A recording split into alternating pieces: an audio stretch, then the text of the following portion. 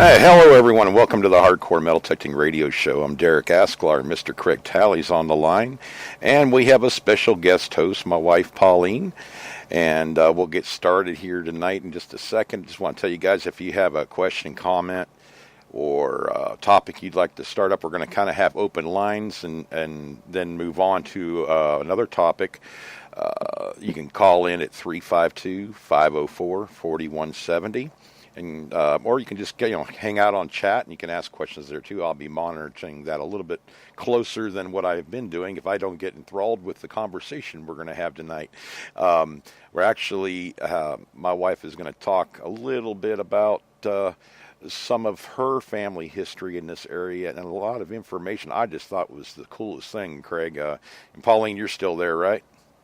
Yeah, baby, I'm here. All right. Craig, we kind of, me and Pauline were sitting there talking, and I was telling her about this spot we were hunting, or I was going to I had permission to hunt and everything, and she went through this whole story of her family and what they had over here, and it's in depth. It's very, very cool, I think. But we'll talk about that in just a few minutes here. But Craig, I saw some of those videos you put up of the sword, the plate. What do you call it? Oh, yeah. Oh, my gosh, I can't remember. It's a sash buckle. It's a sash buckle. Yeah, that's sash buckle. Yeah, I found this, kind of close to where I found the breastplate, the breastplate skin, and that was down about 6 inches deep. And this thing was down, I don't know, probably 9 or 10 inches, and it was a soft signal, and it shouldn't have been because it's about the size of a $50. It's the wreath of it, but anyway, it might have been on edge or something. But I had the 15-inch coil, and I really hadn't been able to use it in there because it was so thick. But I trimmed all the bushes and stuff, and was clearing a lot of that area out, but. And it's got like flowers like around the wreath, and in the middle there's a hole with 3 little things where the tongue slipped in and then locked in place. When you pulled, it would hold it together. And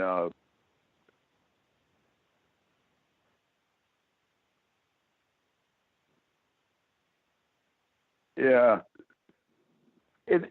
That's what got me at first. I didn't think it was as old as it was, but it turns out that I've seen them back as far as 1839.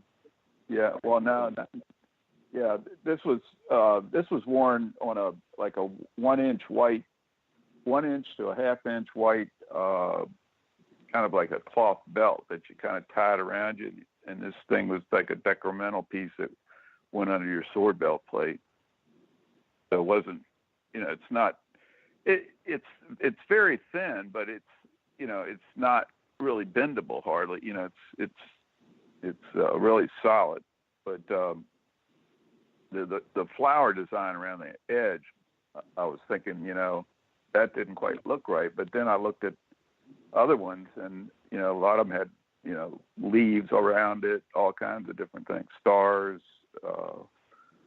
And then the tongues are, I've seen different state seals like Virginia and Georgia and different things like that. And I've seen eagles, seen U.S. I've seen eagles with like an artillery. What else? All kinds of different designs. But I guy commented on my video, and he said that, I guess it was on Instagram, he said that he's been digging for probably longer than I have, and he'd found, I guess years ago in a Confederate camp in Richmond, he found the same thing, only his had a tongue with it, and the tongue was a U.S. Navy. So, yeah, I was hoping was hoping maybe I can find out somebody that's found that design, and if that design corresponded with another, with Pacific tongue. But that was pretty exciting, because I'd never really found anything, like that particular one. I found, I've gotten like, I think 27 accoutrement plates, but I've never found something like, that. But so I'm hoping the tongue is somewhere in the yard, but you never know. I wasn't expecting this find. It seems like almost like, I'm going, I'm not really finding anything, and I go out 3 or 4 days and just find iron because I'm, trying to, dig iffy signals to, just to see. And so anyway, I come up with that find.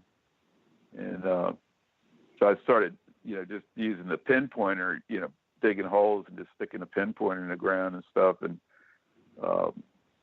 that place is so junky, you can stick a pinpointer on the ground and actually pick up signals. And then there's signals down 2 feet deep. So something happened there. I almost think it was a garden or something at one time along there. It'd be perfect for it would get the really good afternoon sun from midday all the way, to the end of the day. Would get, really good sun, and get sun there really good in the afternoon. So I don't know. The dirt is black. You can dig down 2 feet and it's still black. Other parts of the yard, you get down over, 9 inches or a foot, and it starts going into clay. But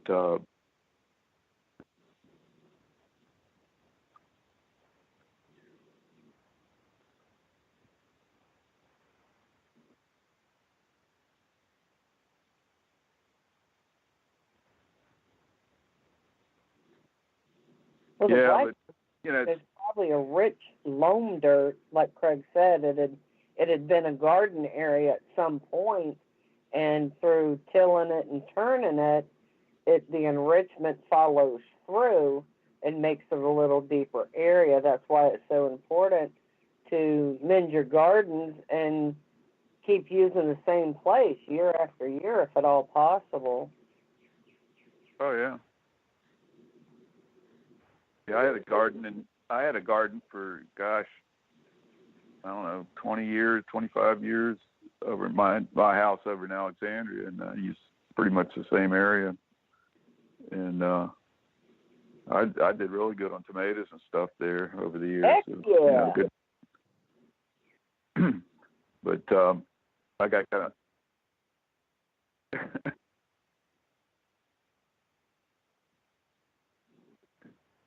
yeah, I didn't grow any this year, but it was weird. We didn't have hardly a spring, and then all of a sudden, it's like today from about 6 to about 6:45, just pounding rain and lightning and thunder. It's unbelievable how hard it rained. Now it's bright sunny out. It's crazy. We've been having all kinds of really hard rains. I mean, I was telling people, I said, I woke up and I thought I was in India. It's like we got a tin roof, and the water, bang. And then there's out in the back room, there's a skylight. You can always tell. You can hear this little tapping, all of a sudden. But this was like banging off the glass. Couldn't even see through it.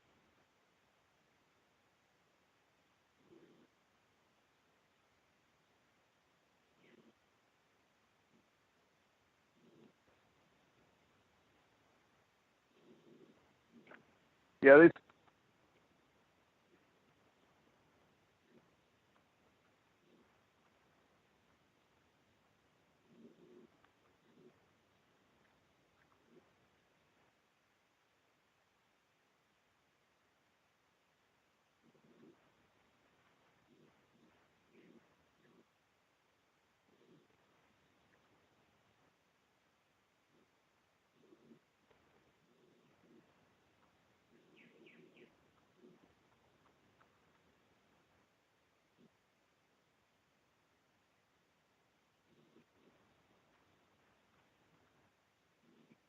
Yeah.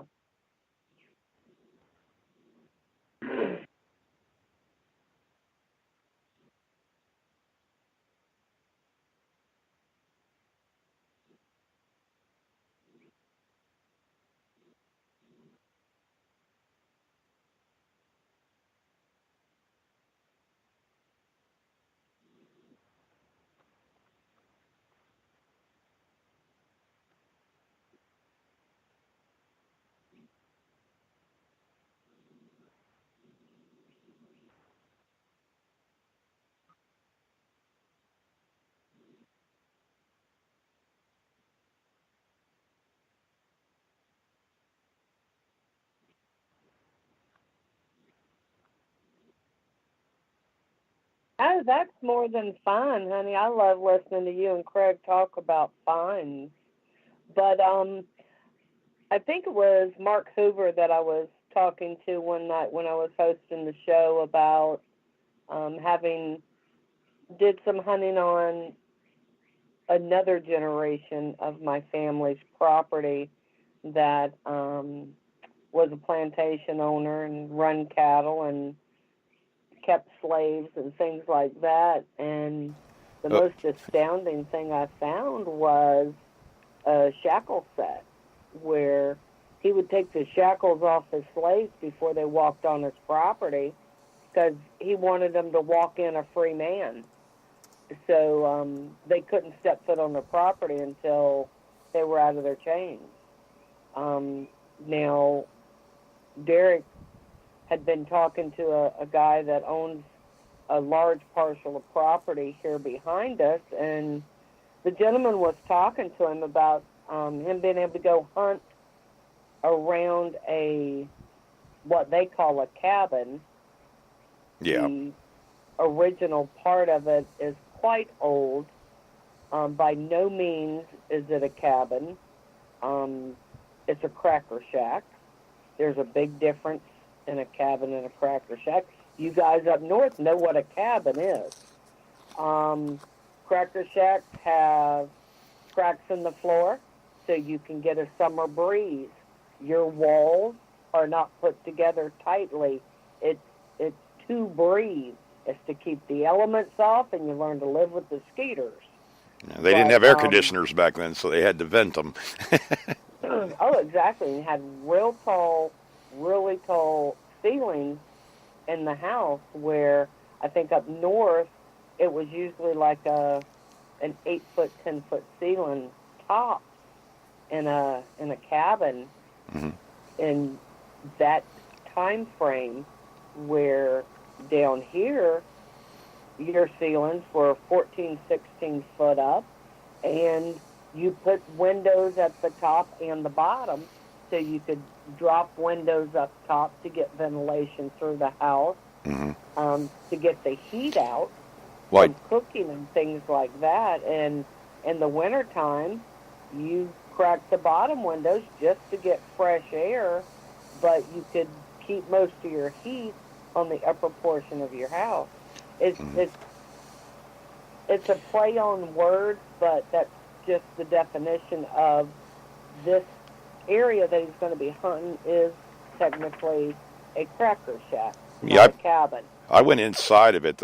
Will invited me in. He's the land keeper or whatever, the watcher of the property or whatever, and he's actually staying in there because they're renovating it, trying to fix it all back up again. And I went inside, and he was telling me, he knew that the one side of the I'm just going to call it Cracker Shack, but I mean the one side is 65 years old. He knows that, but the other side he was saying like 125 plus years, and that side there has they're not quite 14-foot ceilings, but they're really tall for the size of the house, and they actually have the top. And Pauline, I don't know what it's called. It fits on top of the gable of the roof.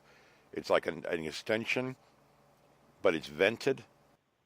Does that make sense? And that way the heat could go up, and they're actually redoing it. They had taken it out because it was rotting, because the chimney was falling into the house. So they dropped the chimney and then rebuilt the chimney properly, and that piece was up there about halfway down the peak of the roof, or along the peak of the roof, and they were putting that up there.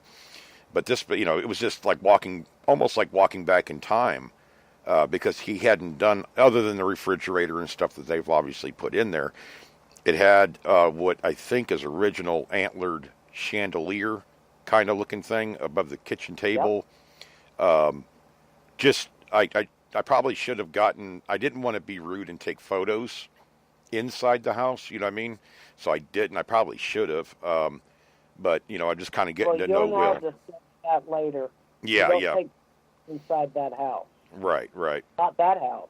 Yeah, and I'll let you guys get, because I think I muted my microphone. Pauline's talking about the place I'm going to be hunting that I got permission on, actually a property behind me. There's like 350 acres there, and there's like 450 by the river where this cracker shack and the old steel bridge that used to be there. It's obviously gone just pillars up there right now. But this property is about a mile or so in from the road that I come in off of, and there's not another house on that side for quite a bit of area. Now across the river there's homes, but this is a place that I've wanted to hunt. It's been on my bucket list forever. And Pauline's kind of talking about that, where, because they didn't even know where this bridge came from. They still don't. They thought, well, we don't know who built it. We don't know where it was financed. They thought it was like the Army Corps of Engineers and everything. We're going to get enlightened tonight, because I just got enlightened about 25 minutes ago when my wife told me where that bridge came from, and actually has it in her family Bible about it. But anyways, Pauline. Well, in our 20-plus years together, you've never asked. I mean, I've been doing family research since I was probably 10, 12 years old. I'm that pesky little kid that will say, Grandma, who's this, and where did this come from, and who's that, and who's your mama, all that kind of stuff. Yeah. And the bridge that Derek's talking about, it was built by the railroad as a crossover for them to start getting supplies from the shallow side of the bank of what is the Withlacoochee River. They were trying to get everything to the east side, which was a very high, steep embankment that was just loaded with cypress. So it was a quicker, more cost-effective way to do it. Well, the property they were doing it on, they didn't quite get all the paperwork correctly. There was a forging of a signature and a whole lot of butthurt feelings. And it would have been my grandpa Joseph Wells. And we're talking about his dad, John Wells, went down. He and his friends took the daggum bridge apart, put it on a tug, went 5 miles upriver, and put it up on their property. Okay, Pauline, for them to run cattle across. Hang on one second, though, so they understand. She's talking about you've heard me talk about Hog Island and the Burnout Bridge before. That's just like 5 miles away, like she said. And that's the bridge she's talking about now. Go ahead, Pauline. Sorry. Okay. Mm-hmm. But, I mean, we're talking back in... What, late 1800s, 1880s, 1890s, in that area. They just took the bridge.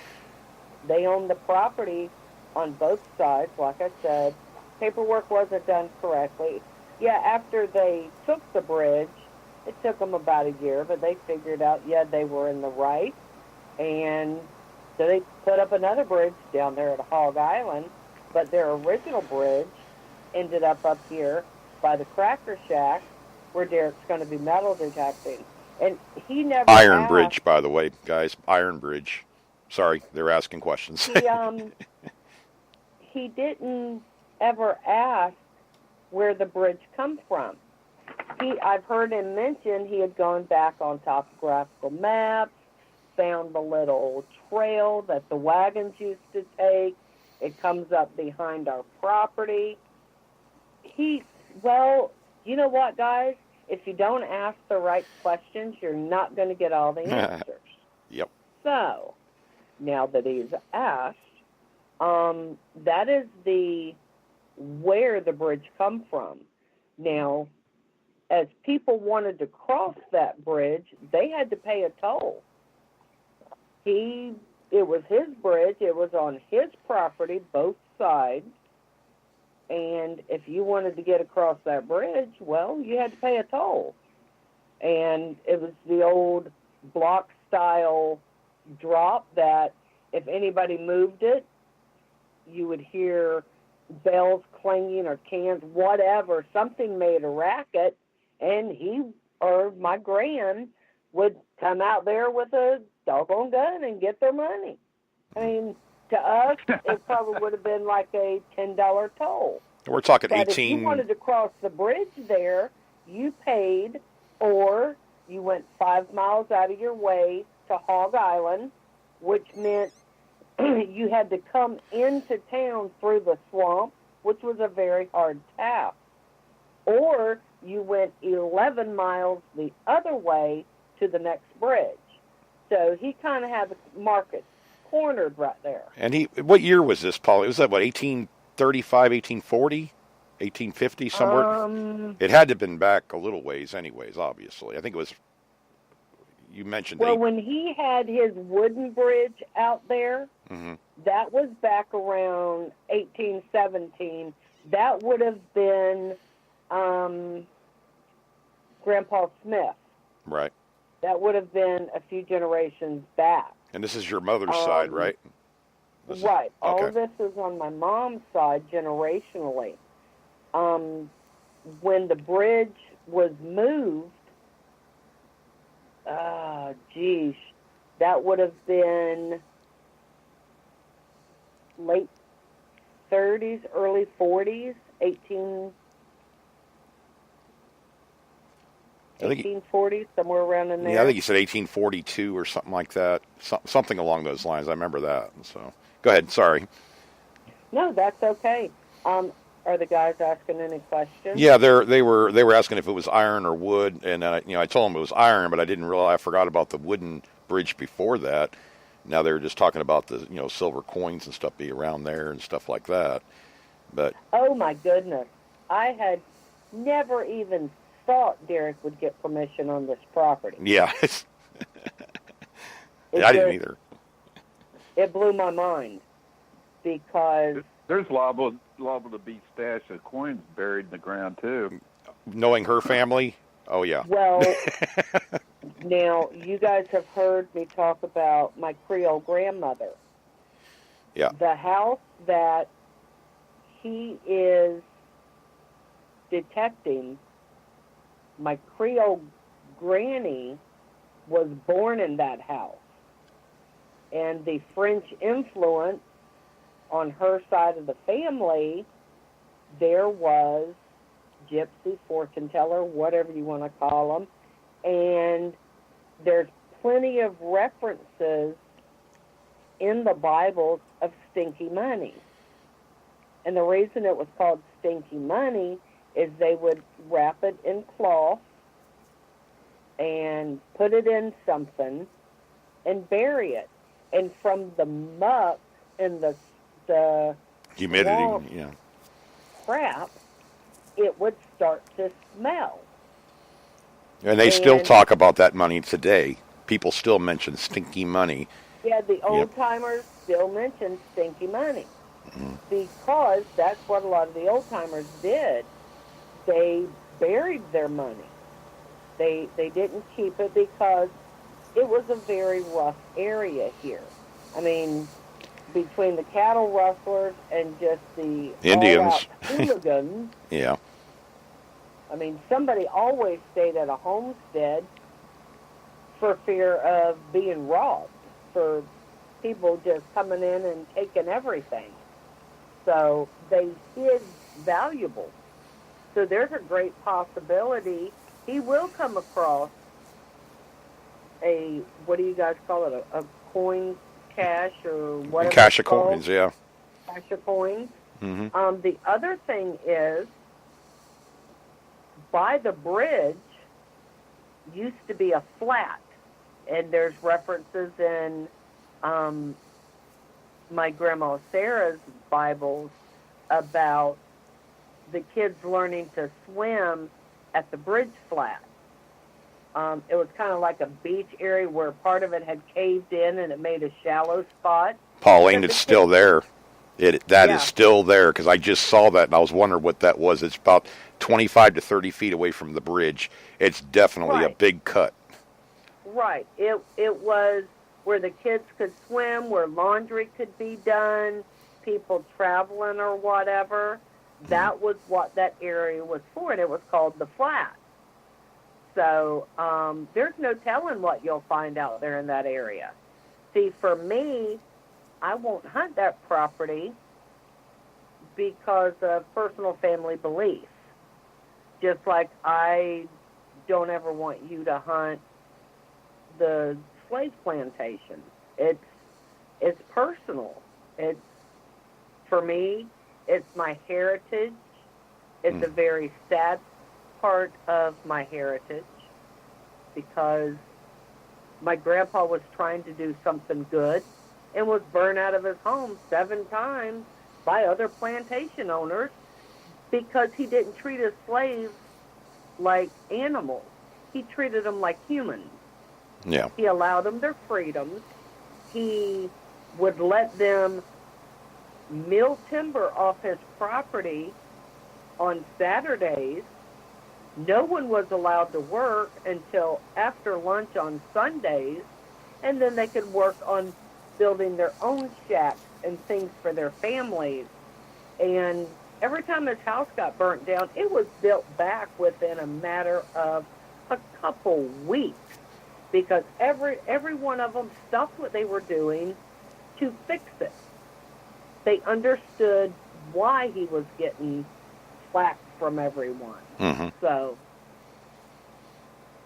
that's a me and you thing. You can have the bridge, just stay off the cemetery. Oh, yeah, no kidding. I didn't see that. I don't even know where it is out there, so maybe, hopefully I don't run into it.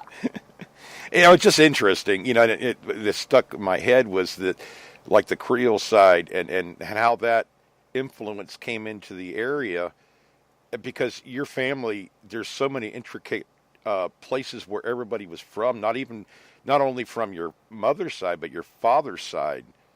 They're from, Seminole Indian and Russian and Alaskan and Dutch and, from all parts of the country, really. From back then, traveling was, well, quite honestly, you may not make it. We're talking, 1700s, 1800s. Maybe this explain to you why I don't like staying in one place forever? Yeah. And you had to bring me back to Florida. Yep. Hey, I love the area. But, when you were telling me about your, I don't know, it's great-great-great-grandmother that was the orphan? Or is that the three or four greats? We'll just say that. I know that. Well, that would have been back to Ruth McKinley. She was an orphan in the French-populated Gulf region, what is now Louisiana, Baton Rouge area, up in the Low Swamp. Mm-hmm. And she was one of 12 kids in an orphanage, and they weren't, I don't know how to say it, they weren't mentally challenged to the degree of they were functional. Yes, but functional, they weren't quite right. Yeah. And instead of killing them, people took them to an orphanage. This orphanage, this family, I guess, took in what we nowadays would call special needs children. And there was 12 of them, and in a storm, they lost their home. And they packed up the 12 kids, everything they could get on their wagon, and came east. And ended up in the Central Florida area.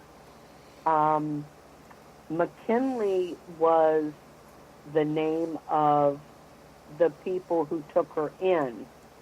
So I have no way of knowing what her actual surname name was. That's as far back as I can go on that my one. mom's side. How old was she? About 7 or 8, or did it say? She was 9. She had celebrated her 9th birthday, well, what they called her 9th birthday, Mm-hmm.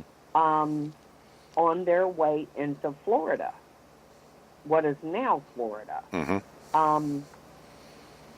And her Bible is the oldest one I have. And she was taught by this McKinley family to never take anything for granted and write down your blessings. That was how, I guess, hereditarily in my family, writing in Bibles, in the ledgers of the Bible, came to pass. I mean, I still do it. Our daughter does it. It's something we've passed on from generation to generation to count your blessings and give your burdens, hand them over to God, and things will be taken care of. Right. They, when she came over here, then, and they settled, or was she obviously given to a family, or did they raise her under that name, or was she adopted, or adopted? The orphanage family, when they came out of the Bayou area, they raised those 12 children as their own. Oh, okay. See, I didn't know that either. Yeah. Now, according to the Bible, the oldest child that was traveling with them was like 17, and the youngest was 3. So there was a grand range for the 12 children. As well, to not be politically incorrect, as long as they were all the same complexion, they probably could have passed for these people's kids back then. Right. I mean, and you never know. You don't have photos or anything to compare it to, but... And, well, too, we have to understand, too, back then, I mean, we're also, disclaimer, whatever you want to call it, a lot of the terms that Pauline will use or in describing this is what they did back then. This was life. This was, they had slaves. They had, this was true South. So, you were talking about being, politically correct or whatever. You can't be, because of the era that you're talking about. You can... It's just it was what it was, So that's what people have to understand too. That it's not like it was nowadays. That's for sure. A whole lot of different way of living. So well, you had frontier justice back then. Oh yeah, there wasn't much law. You had to provide your own. Right. When my grandpa Joe and Laura's dad was Toby Cobb, when they ran cattle, they would go to the west edge of the property with like 60 cowboys, and they would just start herding scrub cows towards the stockyard. And whatever got mixed in was in. Just profit. That was just the way it was. It wasn't stealing somebody's cows. I mean, yeah, if you saw a brand on them, or if back then a lot of them would cut half the ear off of one side, they would call them out. But cattle was like air. If you took it in, it was yours. Yep. So. And just all the and not all of the stuff, it was like I was telling Pauline, too, when she was telling me this, it was just interesting because it's not all dark or anything like it's just a regular family, but the stuff that they did to survive, because you have to remember, too, you're dealing with 2 Seminole Indian wars also, not to mention, the War of 1812. I don't know if that ever, had any play. Those wars were very close to this property. Right. That's how there were quite a few Seminole Indians that hid out, ran, whatever you want to call it, and they lived amongst the black slaves, and they helped hide them from the soldiers. And we talk about when I found I didn't find it. I mean, it was obviously there over by I-75, the small cemetery right there, is that, there's two soldiers there from the Indian Wars. I mean, there's no date, Yeah. there's no date of birth and death or anything like that, but there's also a Civil War Confederate soldier buried there. And I think there might be a Union soldier there also. And that's There is not a your Union grandfather, your great whatever. They owned most of Sumter County, didn't they? And part of Hernando and Citrus, didn't they? Yep. They're right in that area. So we're talking, this was all. Everyone. And people would come. There's references in the Bible where, and it's funny because land wasn't really plotted.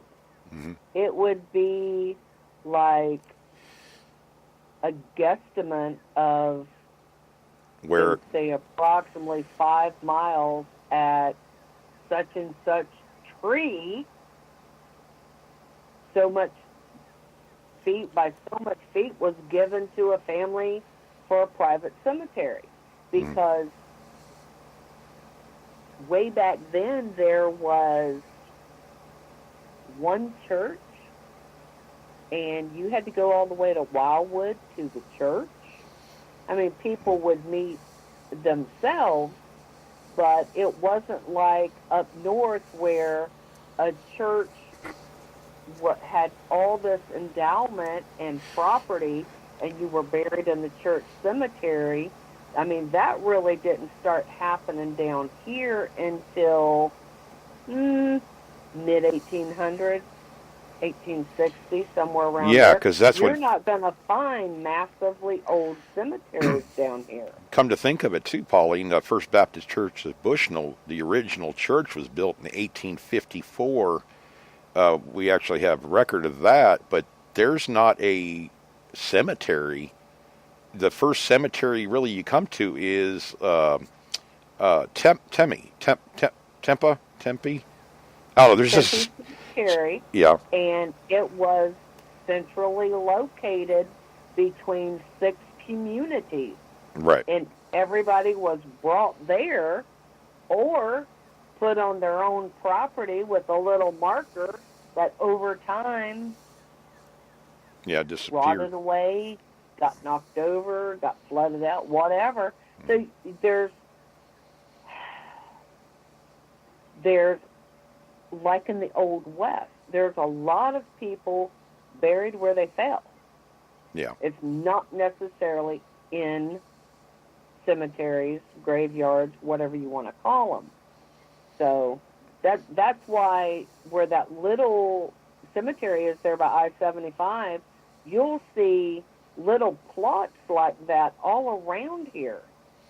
Well, there's Because one. it was like an incident happened to where 10 people got killed at the same time, Mm-hmm. and they would bury them all together.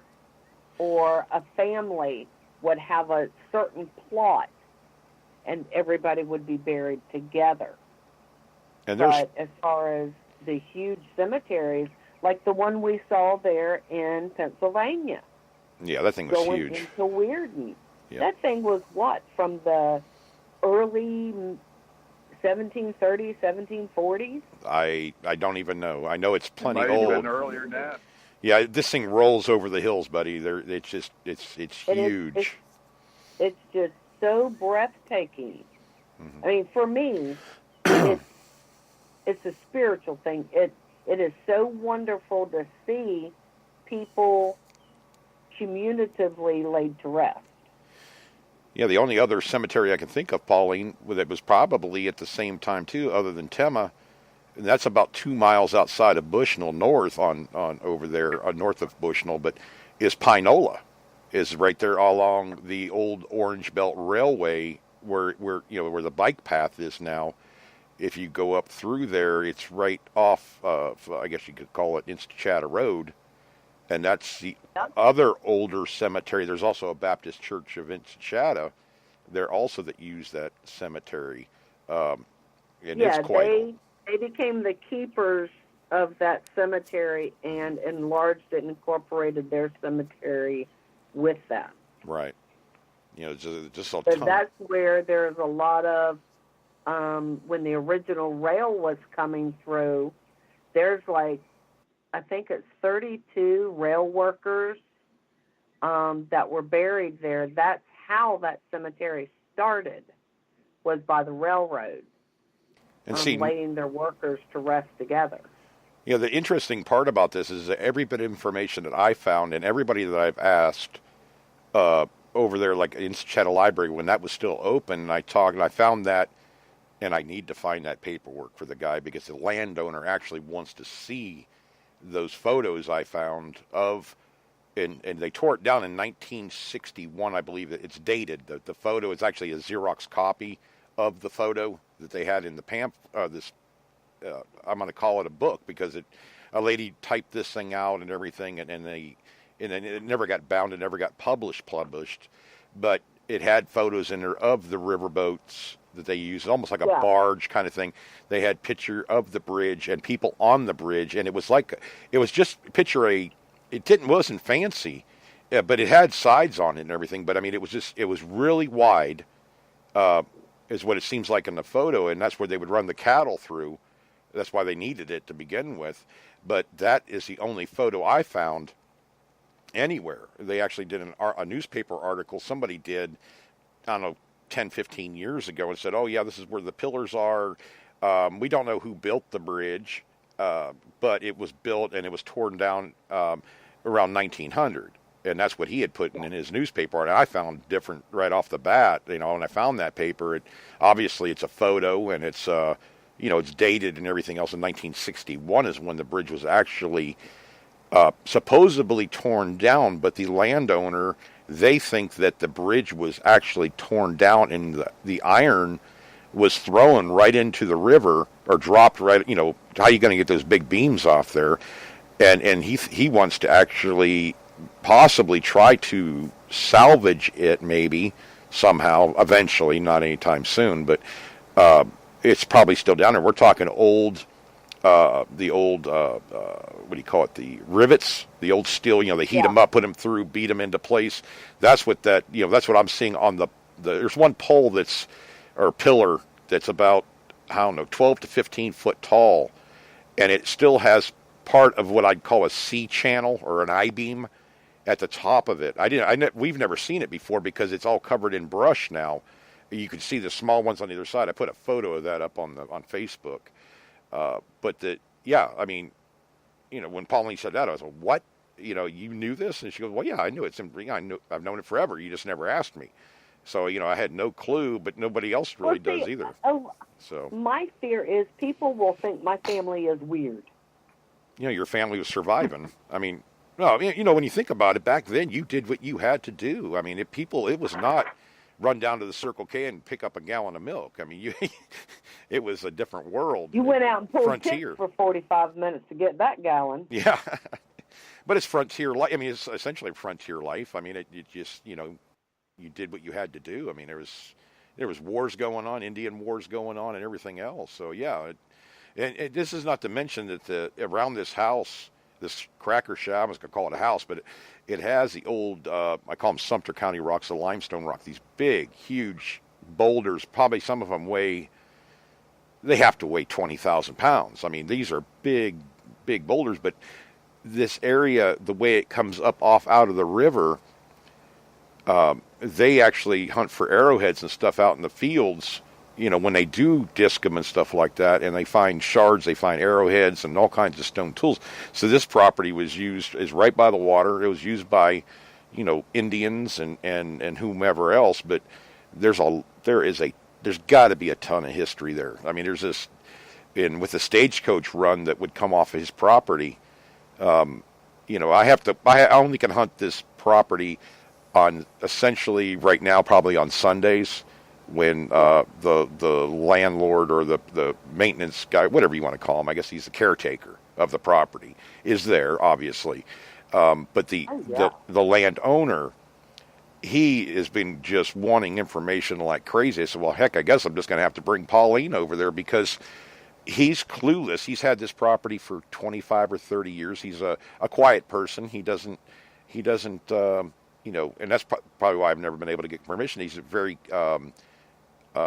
keeps to himself. him and his wife, and they use this property on the weekends and stuff like that. He has cattle on it, and a lot of these properties around here that he owns. But he's had it for about 25 or 30 years. But prior to that, he's really interested. I mean, he's like freaked out when he heard that I had photos of something, and this bridge is not even 50 feet from the house. I mean, it's pretty close, and that downward, the beach area, Pauline, Will and I were actually talking about. I said, do you think that's erosion or whatever? Because it's a definite indentation in the river, and the bank the way it is. You just pictured when you mentioned that flat area. I'm like, that's the only flat area along through there.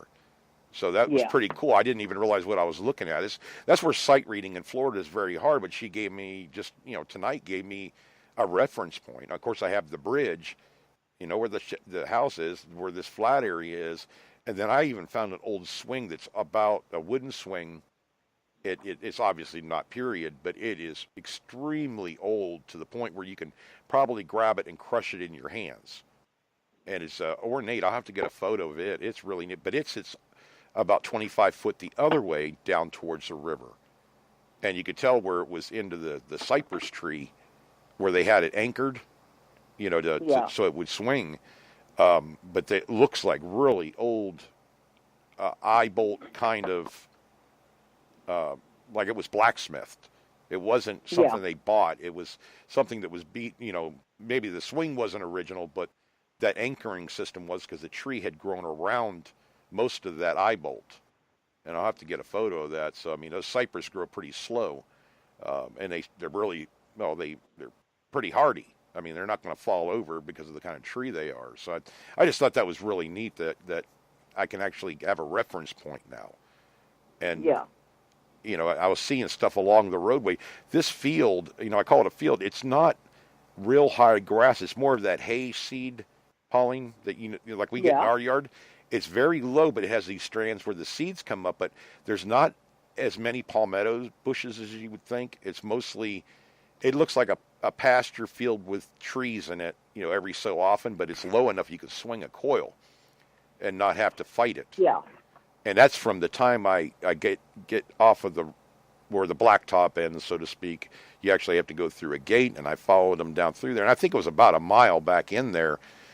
But he owns property north of there, too. This is a huge, I could hunt this place 20 years and not hit everything. I mean, it's just so huge. But now, north of where that bridge is, if you go up about 2 miles, that is where John Smith's homestead was. And he was a blacksmith. He was very skilled at what he did. So he might have very well built that bridge, or rebuilt it, whatever. When he put it together, he had to put the rivets in. He had to do a lot of that work then, I would think, right? Yeah, for the law back then, he made the shackles that you would put on, and they would hold their foot up on an anvil and heat a peg and put it in it and pound it, and that's how you transported them, or their arms, whatever. But he also made ornate signs.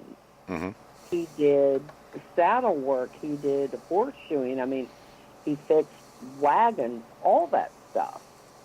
So, I don't know how far this gentleman's property goes up, but like I said, about 2 miles north up the river, you'll find an area of an old blacksmith.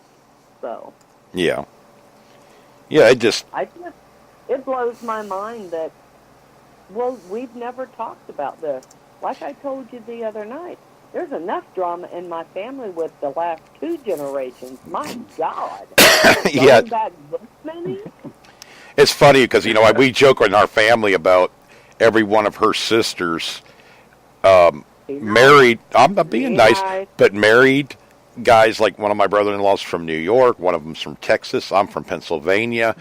They married outside of way outside of they all married Yankee boys, in order to make sure, because the family is so big. I mean, it's everybody's kind of, and that weighs on in a way back then it was normal, but you have so many different family names, but they're all not well, I guess they are related. I mean, you have what, rights Around and. here, if you meet somebody that's from around here, Mhm. they're part of the Wells or the Webbs somehow. Or the And rights too, I yeah. never wanted to have a third eye child. No, that's not good. But yeah, the names, and we've met, of course, people that are from here and everything else, get to talking to them, and Pauline finds out, oh yeah, your grandmother was whatever, and that's my grandmother, and it's kind of neat to hear the two of them talk, because you get the other perspective of that other person's family, and it's just like any family. There's drama and stuff, but the history of the families is just it's really cool to me to hear that, because like Mark. And Oh, good. for me, like I said, I started doing my family tree years ago. As a nosy child, did it for a class project, got so into it that it's kind of like been a lifelong thing. And I keep very good records of the current generations as much as I can, because nowadays people really spread out. They sprawl everywhere, live all around the world. Mm-hmm. But I think that's something that's really starting to be missing with our younger generations, is there's almost like no concern for their heritage. I'm here, the world needs to do what I want it to do, and things need to happen when I want it to happen kind of scenario. And Derek, I've told you since we first got together, I was born 150 years too late. Yeah. I have such an old soul, but I find it very heartwarming at the same time. Well, just the traditions in your family, the good and they were passed down. They were Mhm. important to be passed down.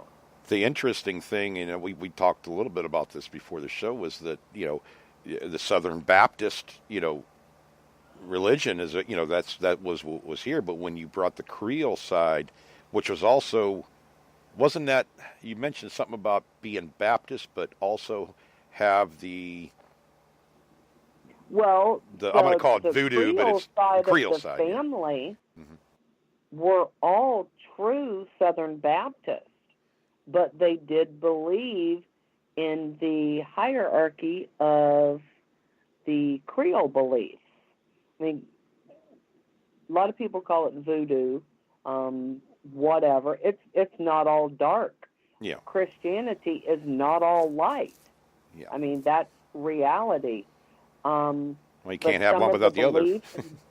The beliefs and the traditions were talked about over shell and peas on the front porch, and the granddaughters always did it. Mm. How many times have you seen our daughter, me, and my mom sit down on the front porch, shell peas, do something, and talk about history? Well, I can remember you and Gladys and Mom and you and Bethany and Lori Beth and all of y'all, and when I come out there, or your dad would come, nope, we're talking, and that's right. And it was because in our family heritage, that was the woman's place to carry it on. Mm-hmm. It always has been. It was the woman's place to save the family's soul and get them right with God. Mm-hmm. Men did the work. They were gods. They were kings. They were treated with the utmost respect. Children were seen and not heard. And not that I'm saying it was all correct, but if you get back to the hierarchy of a family, and I'm not blaming this on our younger generation, this is part of our generation and the one before us problem, because we allowed it to start slipping away. And reality is, family is family. Mm-hmm. And you always have stages in a family. You have top dog, and well, I'm the youngest of 13. I was always the runt. I was the bottom dog. Shit always rolled downhill to me. Bleep. But sorry, but somewhere in our society, we forgot that in order to get respect from people, you have to give respect. How can you expect anyone else to fully, unconditionally love you if you can't be honest with yourself and love yourself? Yeah. It's just the way we were brought up. I by no means am I ashamed of anything my ancestors did. I wasn't the one who did it. And still, on a daily basis, I pray for the souls of my ancestors that have gone before me, for the not-so-right stuff. But I didn't do it. Well, your family, too, I've seen, and you've said it the best, yes, you guys will, in every generation, they would fight like cats and dogs. But when it came right down to it, don't let somebody from outside of the family mess with a family member. That's been the same for 200 years with your family. That's the easiest way to fill up Sumter County Jail. Yeah. This is, their family is tight when it comes when it comes to somebody from outside of the family doing somebody wrong in the family. Oh my goodness. I know the stories your dad used to tell me from back when he was a kid.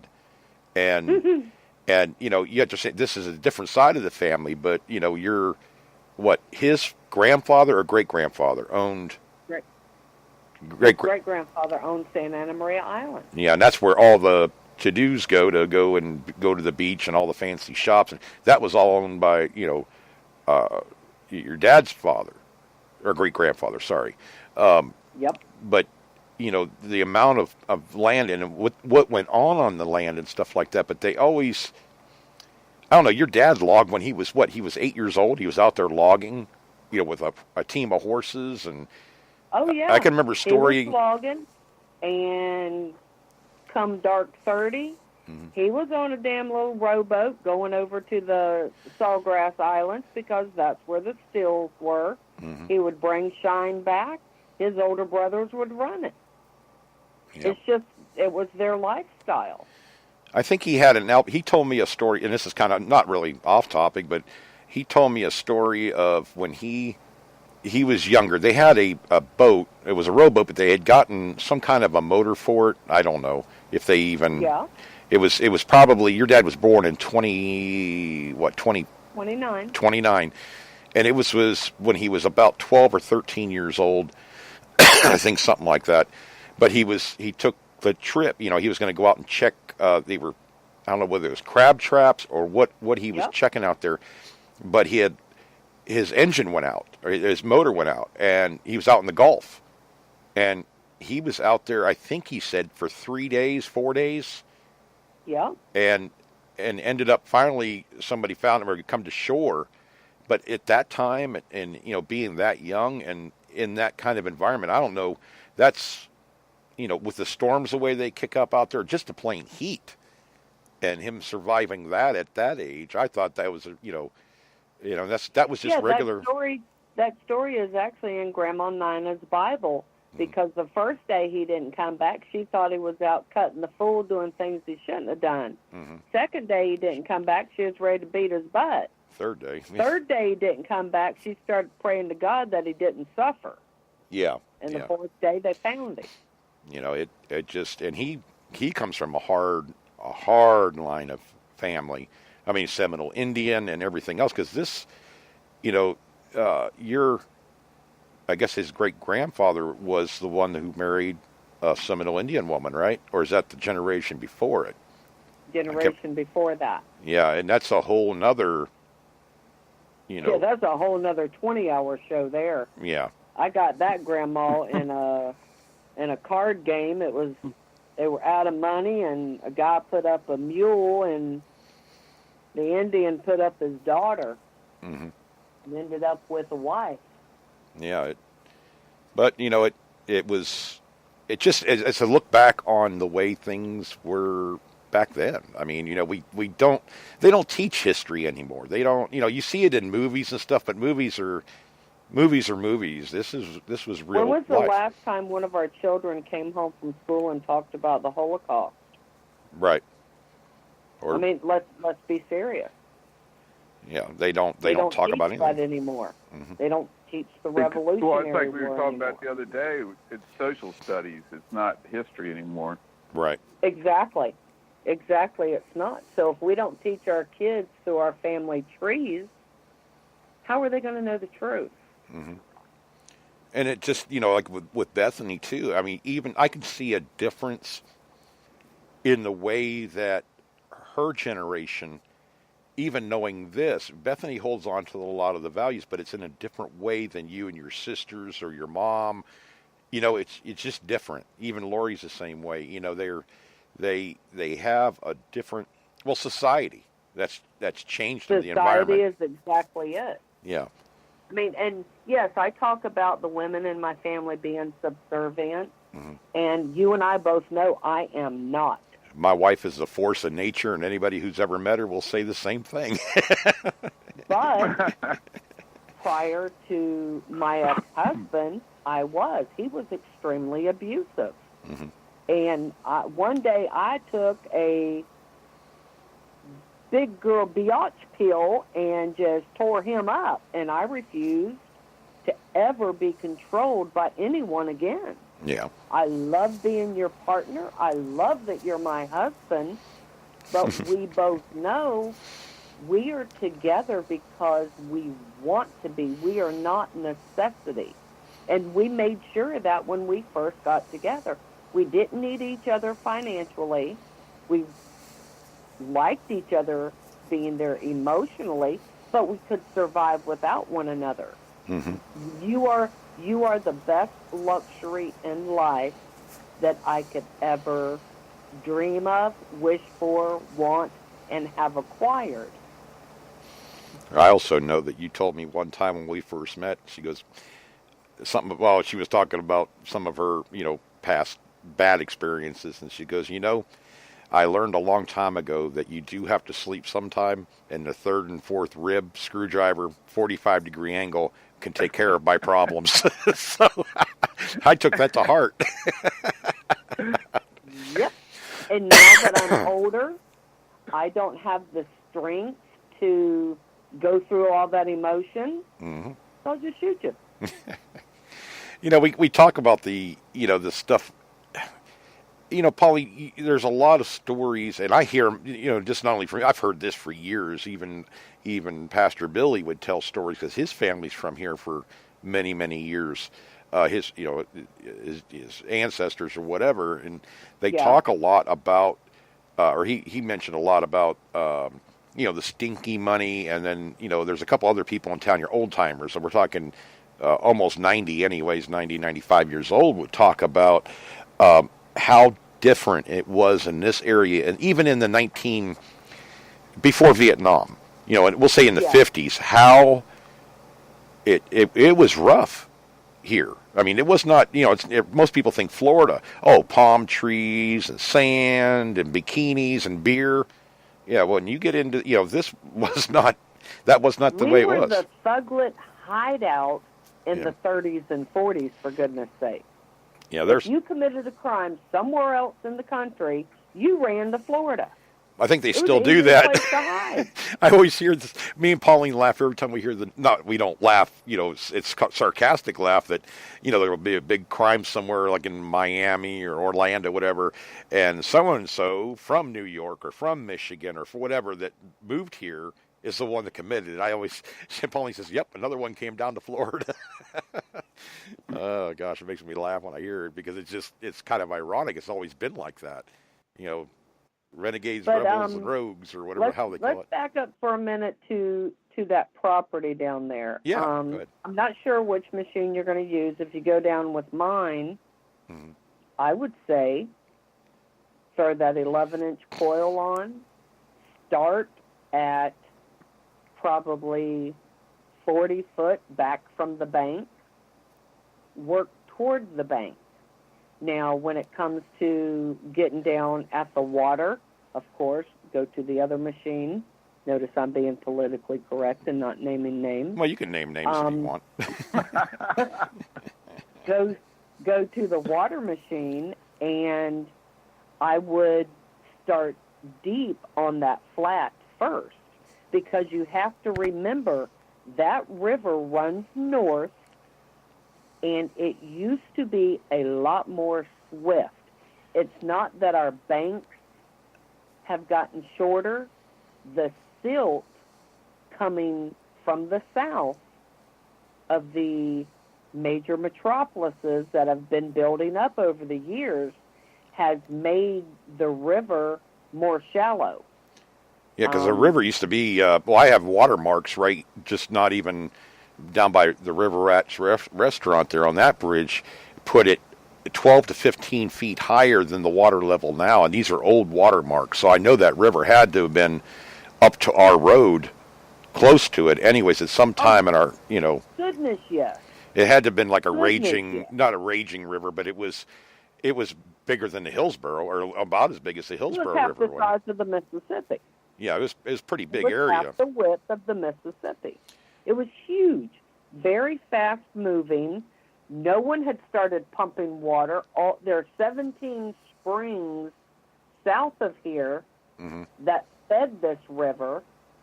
So when you start taking all of that into consideration, it might be a good time for you to think about a wetsuit. Yeah, but I got to do that in the winter time though. That's the only problem. Well, whatever it takes. I mean, if you're serious about hunting the property, oh yeah, which that's what I did over at the plantation. I started in 40, 50 feet from what I thought, what it had told me description-wise in the Bible, and I worked into it. And I started finding the pins right off the bat. And when I came across that first set of shackles, I mean, it was so emotional. I had to stop and I came home. Well, I could see where it would be like that too, because even when I was over there, because Will went and started working on whatever he was working on for the house there, and just walking around in there, it's not I don't know, it's an easy feeling, not a bad one, not a it's not dark feeling at all. But you can feel, I mean, what I know to be the feeling of an area. It was a very peaceful, but you could tell the activity there. You can kind of look and understand, because the landowner had changed a couple things of the environment, especially right in front of the house. In Pauline, you've seen the photos where he built that dirt wall, that land wall right through there, and that was because all that water was coming down and running alongside of the house and the bridge into the river, and it was a runoff. When we had a lot of big storms and stuff, that's what it would do. But he didn't want it washing the foundation of the house, because over the years it eroded out towards the house.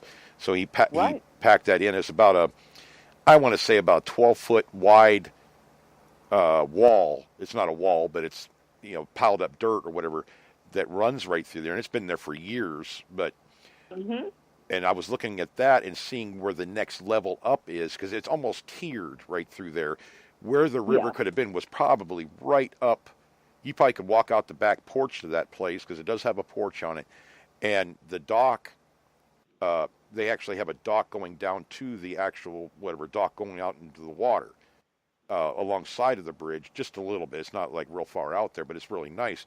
But you can see, if you look down to the right or left along the river, where the flat areas are and where they was steep at. and I know you mentioned your nanny was allowed to stay there or something like that. Or no, your nanny's Yeah. mother. I can't remember. But did they have more stuff out there? Did they have other homes? Did they? Do you know of? Yeah, there used to be like little shanties, one-roomers Right. that travelers could stay in, waiting for the boats to come through. Right. It wasn't like a old Western motel or anything like that. This is basically a flop to keep you out of the sun or the rain or whatever. It was Yeah. probably like a jail cell size, 8 by 10, somewhere to have a little privacy. Well, even Throw a pallet down and get some rest. yeah, because I was thinking, they have a 'Cause, outhouse there, but I mean, obviously they built that whatever in the last 10, 15 years or whatever, just because. But the privies where they would plant their garden, where they would I mean, all these little areas that a homestead would have back then, because they had to be self-sufficient, and all the little activities that would go on, and the blacksmithing and all that. I mean, there has to be other areas right there that they don't even, that the landowner has no idea about.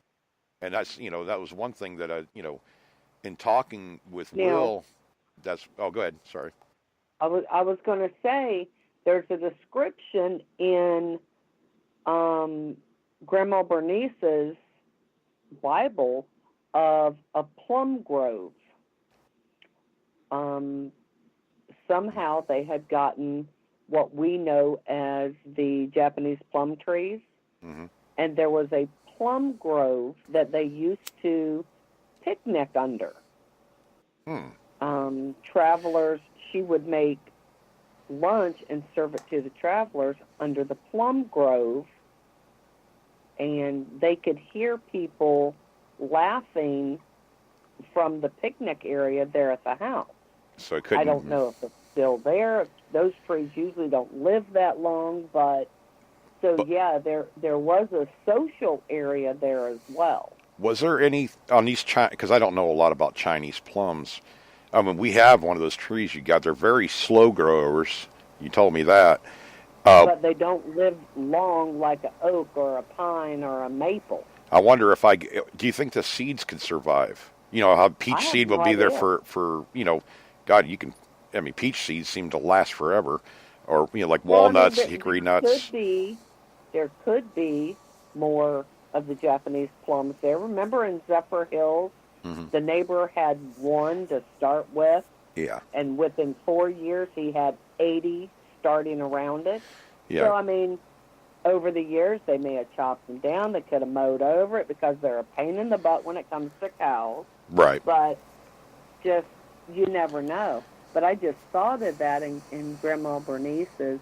She was very, very articulate, and she was afforded a ladies' education.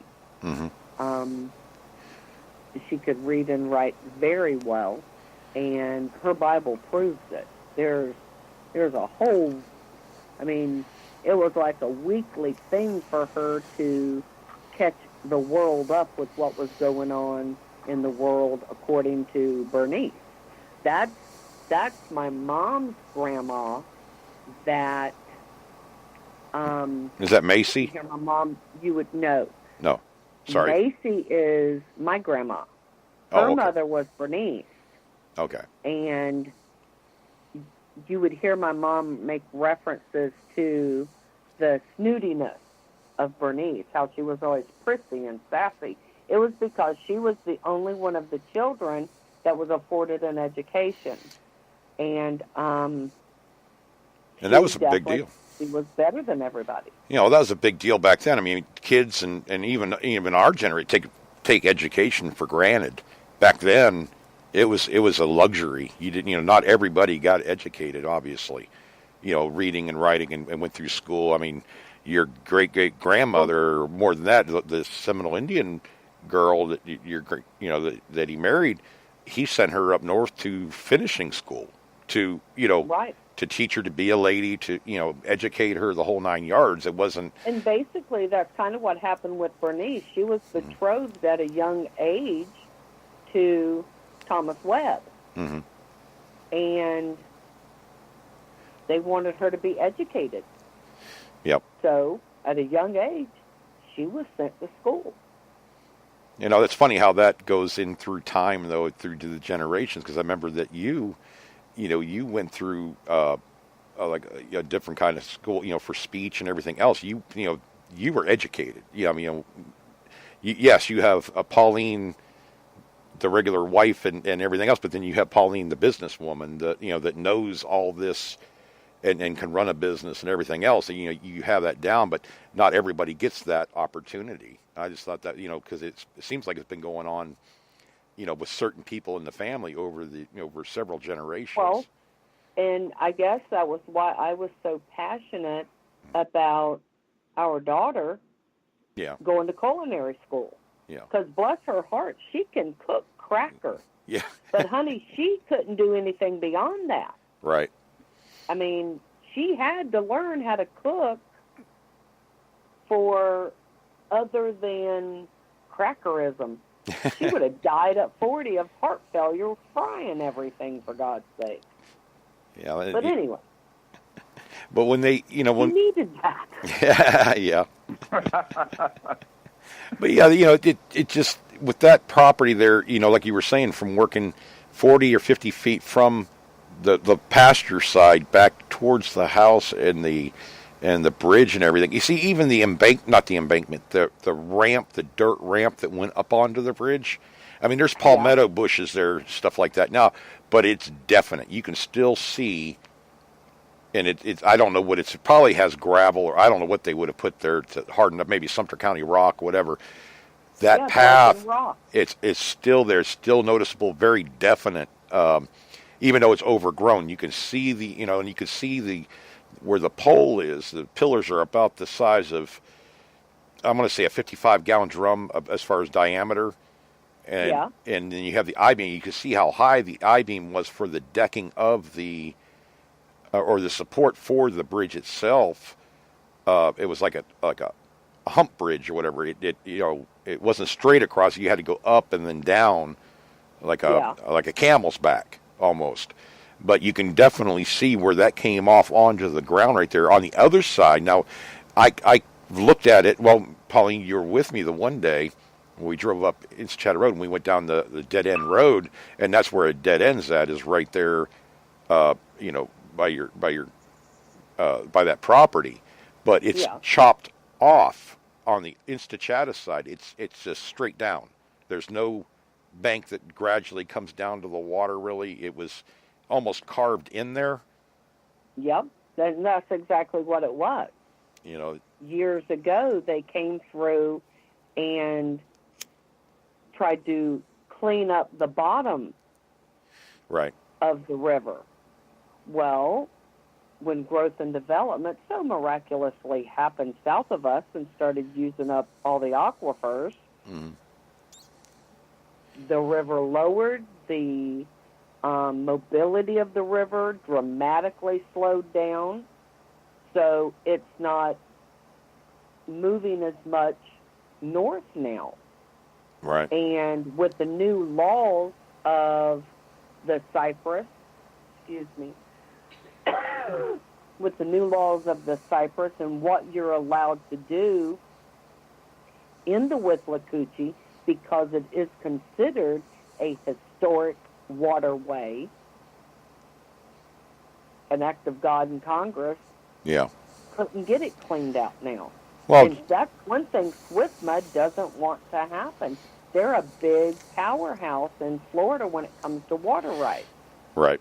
You start cleaning it out, you're going to uncover a bunch of the springs. They're going to lose their southern ability of water. So, of course, they don't want it touched.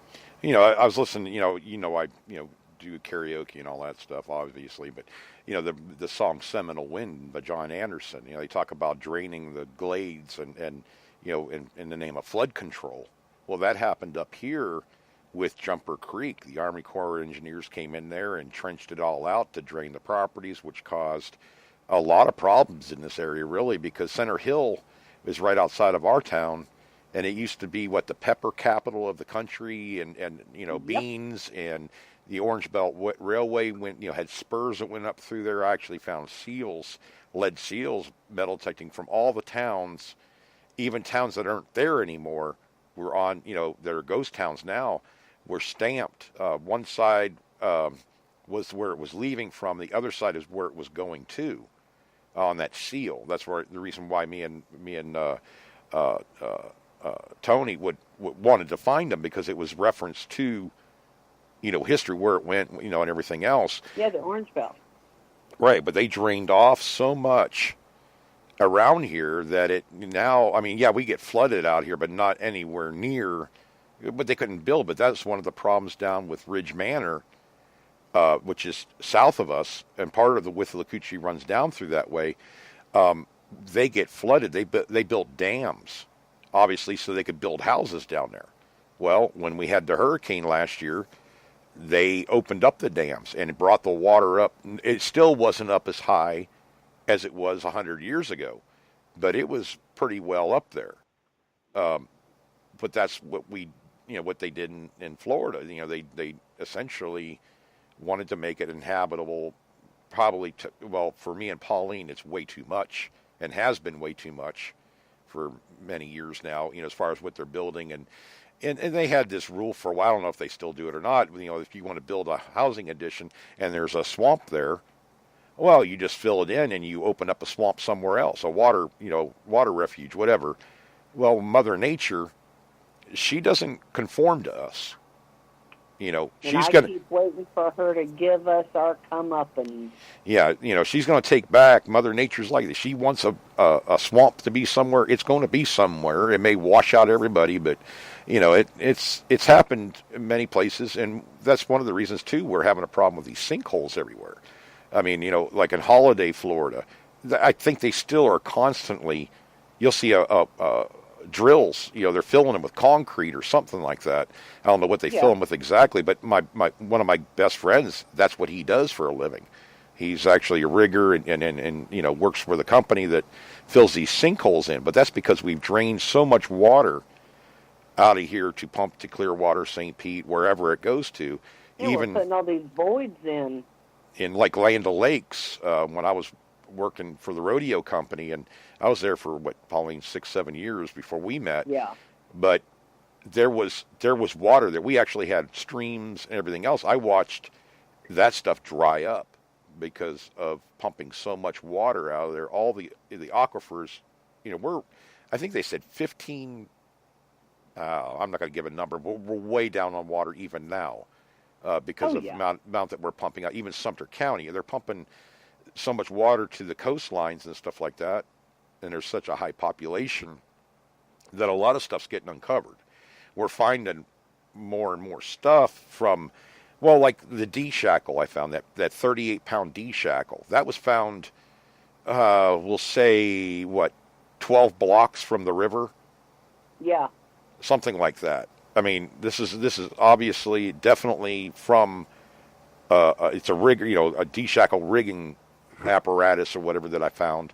Matter of fact, you were with me that day. You're the one that filmed it. Yeah. And it shocked us because it was only like 2 or 3 inches in the ground. It wasn't, 2 foot or anything like that. It actually unmasked a lot of other little targets for me. But that was found right at the old fire department in Nobleton. So, that's probably, obviously if you're finding that kind of stuff, and I found chains and irons and everything else right in that area too, that river could have been, it could have been, I don't know, within 100 feet of that spot where it would run, 100 years ago or 150 years ago. And, so you just don't know where the river would spur, because the Withlacoochee flows north. And you know how rivers, they decide where they're going to want to go. They're going to rip out a bank here and make a new path somewhere, over a long period of time. So yeah, we very well, all that along through there was probably underwater, even the restaurant and everything, I would think. Oh yeah. So it just is such a chance, not even a mile from here, is where and Pauline, you were that day when that guy was talking about the Spanish armor. You know, Oh, yeah. he found Yeah. 3 foot down in the ground, and you know, that was right in my area. So where people traveled to or through or whatever, this is a main throughway. This is the only bridge, with the exception of the bridge 5 miles down the road, that's not there anymore either. This was the 2 main bridges that connected all the counties, or connected this. The 2 sides of the state. Right, right. So the activity that's why I've always said, I know I'll come across it eventually. You know, it's just one of those things. And these little tidbits of history that, you know, that you helped me out with, because to be honest with you, and I told her this, I said, you know, you've talked a lot over the last 20 some years that we've been together, to a certain extent, different family members and what they did and everything, but I never put it together of just how much between both sides, because I was thinking about probably more about your dad's side of the family, because he would talk to me all the time back, you know. Yeah, and he's from Santa Ana Maria Island, but the ancestry of him is back over to Bullfrog Creek, which is right near Sun City Center, which is further south in Florida. And it's now a retirement community. I'm cracker on both sides. Yeah. Yeah, you guys talk about... One half run cows, the other half run shine. And just like you guys may see on the news and stuff, they start talking about the villages. That's actually, the largest retirement community in the world. Right, is up there in the villages. But Sun City is south of Tampa. And that area has built up. It's probably nowhere near what this is, but I mean, Sun City, Florida, that's where a lot of retirement homes and that kind of thing was built. I don't know. I was taking stuff down there for the concrete company. Well, that's just it. It started filling up down there, so they keep moving north. Before you know it, we're not going to have an Ocala forest, because it's going to be full of houses. Even Bushnell. I mean, I've been telling them about every place that I would hunt, and Pauline see me just cringe every time I see a heavy equipment, because they've taken so many of the spots that I've hunted and had success on, they're gone. They are just literally paved over, or there's a building sitting on them, or whatever. But they've actually talked about the Bushnell city limits. They're wanting to expand them out farther to keep the villages from infiltrating too far down in here, because they're already in Lake Pan. And, they're already all the way down to Sumterville, which is east of us. And it's nothing, it's North County versus South County. It's the way it's always been. Even Wildwood, Wildwood's part of it, Leesburg, it just takes up its own town, essentially. But it's a retirement community, and, the big fancy houses, and, you drive golf carts. They have their own golf court roads. Yeah, I mean, they have more accidents with golf carts than they do with cars, to give you an example. But this is what the way they choose to live, and that's, everybody has a right to do that. But it's just encroaching on the historical part, I think. And I've seen them. I mean, I don't even know the area probably where they're putting the golf course in, or whatever they're putting in over there. We saw it. They've actually took the road out right now. It's closed. I couldn't get through there. But that was, how many acres was that? A couple thousand acres? Yeah.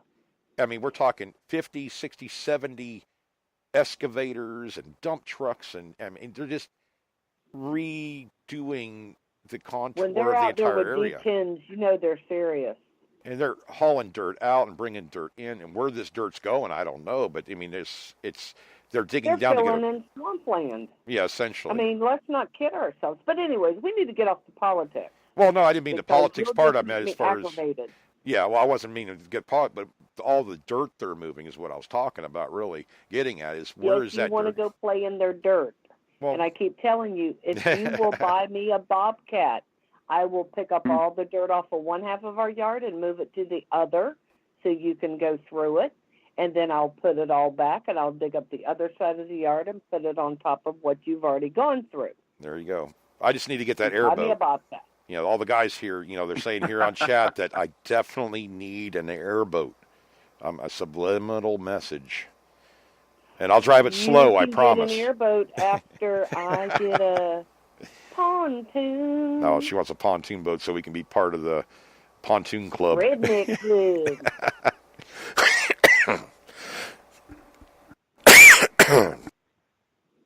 Oh, Shoot, honey, are you okay? I'm going to freaking die, I think. I don't know.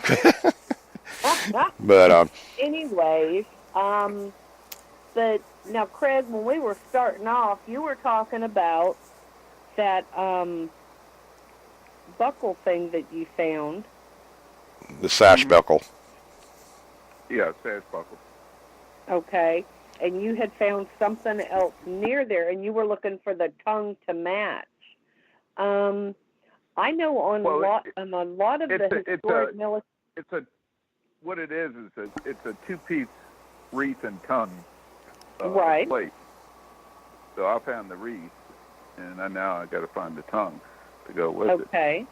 Now, what I was going to say is, with some of the historical stuff that people have donated to our VFW post, the different design around it, how you said some said U.S. and it would have a group insignia, the floral and the stars of what I've seen had to do with really high rank. Have you looked into that possibility? Most of those were usually some of it came out of the militia. That were, every state had to have militia, and they became like social clubs, and so they had their own uniforms, they had their own buttons a lot of times. Some of them would have the little thing I found. It's basically not something that it's kind of for show. It's decorative, and it went underneath the regular sword belt plate, and it just had like a cloth belt, so it really didn't hold anything. It's just for looks, basically, I guess. And you probably would find them in early war camps, most of them. I don't think it's something that a lot of people would wear out in the battlefield and stuff, but maybe early on. But the things that have been turned into us were usually of a dress uniform type for dinners and welcoming.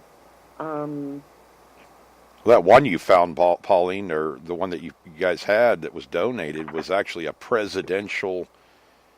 You only get it from the President of the United States. It was, it was Secret Service Presidential Guard brass is what it's called.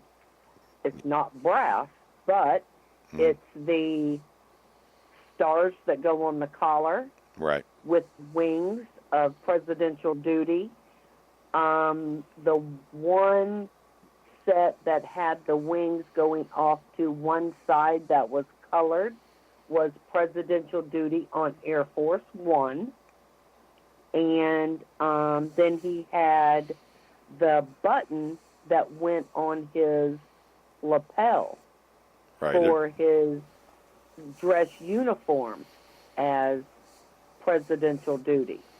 Yeah, that was just incredible to see those medals and stuff, because, well, I'd never seen them. We definitely want to get a picture of those and put them up so people can see them if they're interested in them. Now, what I'm doing with them is the family didn't want them because I guess this guy had so much of this stuff. Oh, huge amount. Huge amount. His kids, grandkids got what they wanted. They took the rest of all his medals and everything and put it in a box. The sew-on patches for airborne and all this other hoopla that the guy had been in.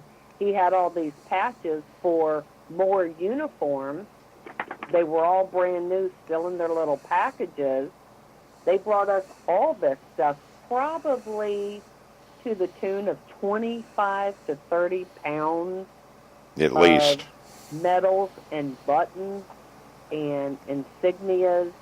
It was just He was amazing.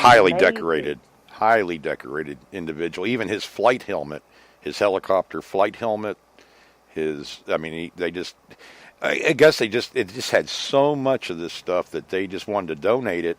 And we've actually, some of the stuff, obviously, the other members wanted and stuff like that. And just for I don't know, The nostalgia of yeah, it. it definitely. Matter of fact, one of the barmaids there, her, was it her father or whatever? He served foreign war, whatever. But the Yeah, kids, pop.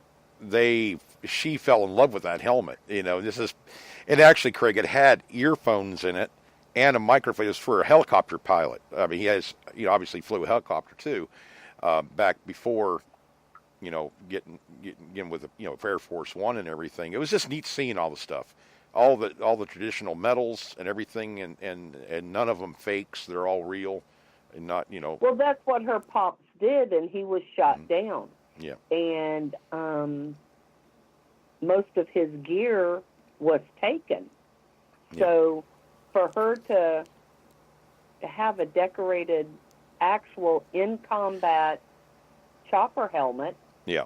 That was to rare. be able to give him, oh my God, he lost it, just the nostalgia of it. Hmm. And of course, everything that anyone has, we did keep the enlisted gentleman's name tag in it. We didn't pull his name off of anything because, well, that's the proper thing to do, Right. because you're honoring that person's service. But yeah, it's some of the stuff we acquired was like from the Persians, from Afghanistan. Oh, even the But it cavalry goes stuff. all the way back to Korea. Yeah. I mean, his service was a very elongated service. Now you And had it's some just, spurs in there, and I've got some of them. That yeah, was from cavalry unit, yes, obviously. because he was part of a cavalry unit Yeah. originally. And these look like I have to look at those closer. Some of those look quite like, they were obviously military. Uh, Oh yeah. what it would, But Jerry, you historically. have to remember Hmm. that stuff came from 3 generations of Beckers. That's true. Yeah. So it very well could be historical in that aspect Right. too. That's what I Right. always look at. Pauline, people will donate stuff and stuff like that. Stuff that you don't want. They donate it to be at a yard sale, whatever, to generate money or whatever for the different things that we do for, the community and this and that, and for our veterans. Um, so, when I'm looking at this stuff, hey, this is something that we need to keep, that we need to put in a display, or we need to whatever. It's not something you're just gonna. It has too much history to it. It's too much. There's too Right. Well, much to it. like the presidential set, Yeah. I've put fillers out to several military museums. Hmm. Only one's gotten back to me so far, and I guess they had everything but the large button that goes on the dress uniform. And they did say, of course, we understand you probably don't want to break up a Set. single soldier's set, Mhm. but please keep us in mind, kind of thing. So, Well, we're getting to that we're going to point. do everything we can to preserve it. And, well, a lot of this stuff too, and Craig and I have talked about this on the show before, and this is where I was getting at with this. We hunt, and relic hunters. They're obviously looking for Civil War items or whatever, but we're getting to that point now. You think about 17, 1918 through the 20s. It's almost 100 years ago. So a lot of the World War I stuff is now what I would call relics. And people are going to, kids that are coming up, everybody wonders if there's going to be places for them to medal detect, there's stuff to find. I don't think we're going to run out of stuff. It's just going to be a different era of stuff. I mean, they're still finding Civil War stuff now, but I mean, 30, 40 years from now, they're obviously going to move on because the World War One stuff, the World War Two stuff, this will all be, stuff that we want to save. We want to find this stuff so that, we can, not let it just go into the sands of time and just get destroyed. So that's where I was getting at with that. A lot of these metals and a lot of this stuff, it was really ornate in the 20s. I like a lot of that stuff. There's engravings in it and stuff like that. It just looks really cool. And then when you get after World War II, it becomes more mass-produced kind of stuff, where they're maybe not as fancy or not made of the same kind of materials. I find a lot of brass, decorated brass stuff and jewelry, a lot of, even, the silver-plated rings, the gold-plated rings. I do find a lot of those. I found some slave rings Pauline has too. But just being able to hunt and still know, and save that history and have fun doing it. That's, Well, Derek, the one way I look at it is, before the Wide World Web, you would have had your items. You would have done catalog research to see what you could find out about it. Mm-hmm. As Craig would have done the same thing with the old buttons, trying to find out what the insignias on different ones are. For me, having these items and being able to catalog what they are and what era they are and take pictures of them and file them, mm-hmm. It's like a future of ID me. Yeah. It's something that generations from now, because we don't teach history the way we used to, as they find stuff, wow, what is that? Right. Kind of thing. I mean, and unfortunately, this is my doom and gloom side. As much as they do not teach history in school because of the censoring of history, yeah, how far are they really going to take that in our future? I don't mean 10 years from now. I mean 50, 80 years from now. True. How far is the censoring going to go? Exactly. Yeah, it makes sense. Because it does. I'm the downer on that. Well, we've all said it at some time. We've lost so much. How do we stop? I had a teacher tell me that if you're doomed to make the same mistakes if you don't know your history and what they did back then. If we don't learn from what the mistakes that we did in the past, how are we going to prevent it from happening in the future? And I think that's what in some ways, we've already done that. The morals, the way that we live. So now we're back to making mistakes. Yeah. And we're talking, Hey, oh, go ahead, Pauline. Sorry. I was going to say, one of the girls at work, I mean, we have something that my lovely husband, every time we have moved, has packed up so generously and moved it and made sure it stayed really nice. And most kids do not know what they are these days, but it's a complete set of Encyclopedia Britannica. Yeah, that's now, earlier. There's a daughter of one of the girls at the post who's going into 4th grade. Mm-hmm. And she asked me, Miss Pauline, do you know what an Encyclopedia Britannica is? I said, yes, I do. That used to be my internet.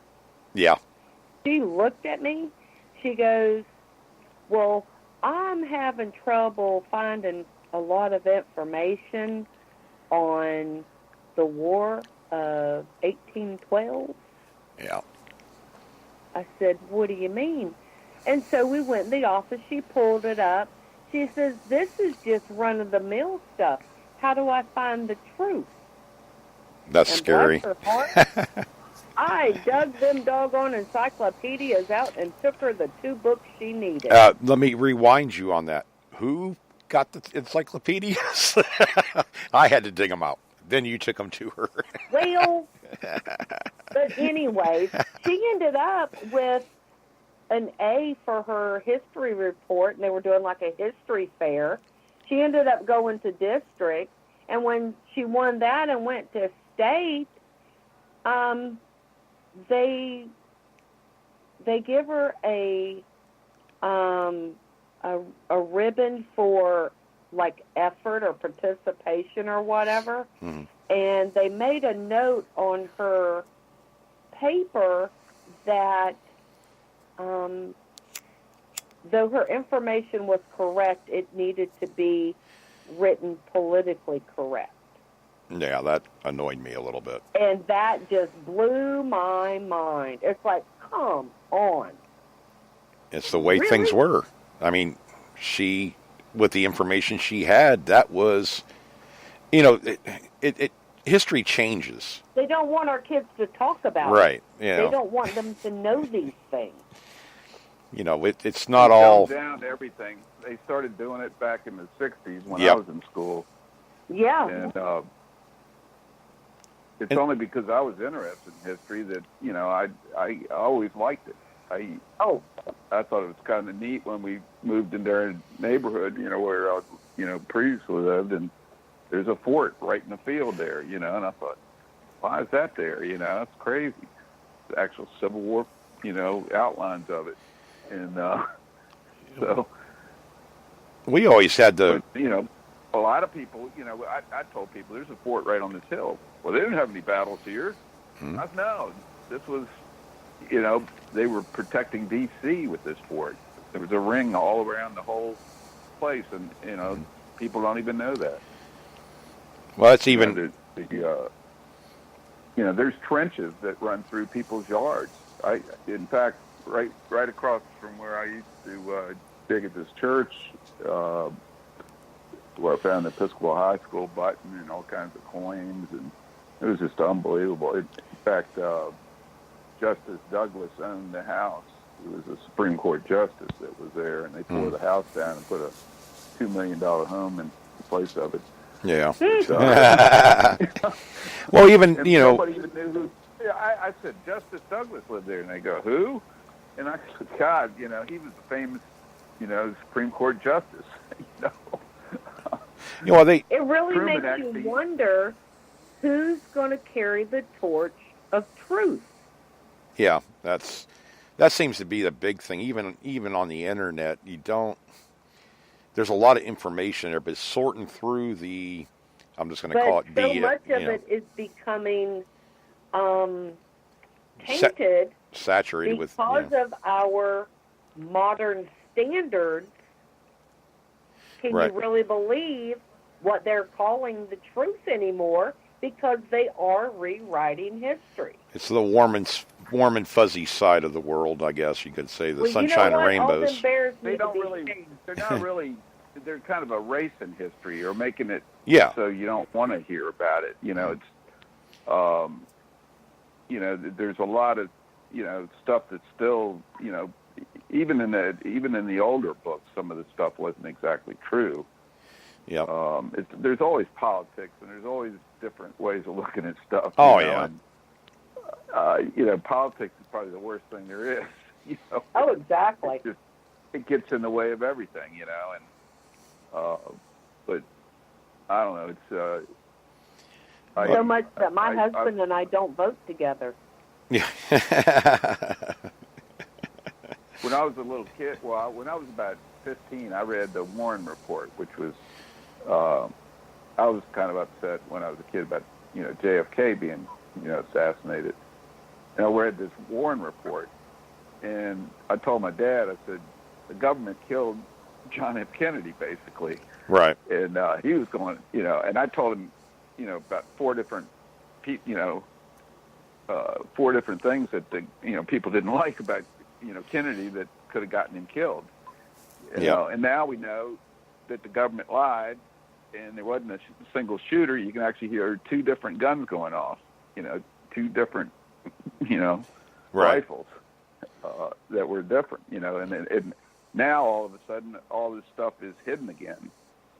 It's not going to come out for another, what they're saying 6 or 8 more years or something, but this stuff wasn't even supposed, every time it's getting ready to come out, they put it another 50 years in the future, It's so bad what happened that nobody wants anybody to know about it.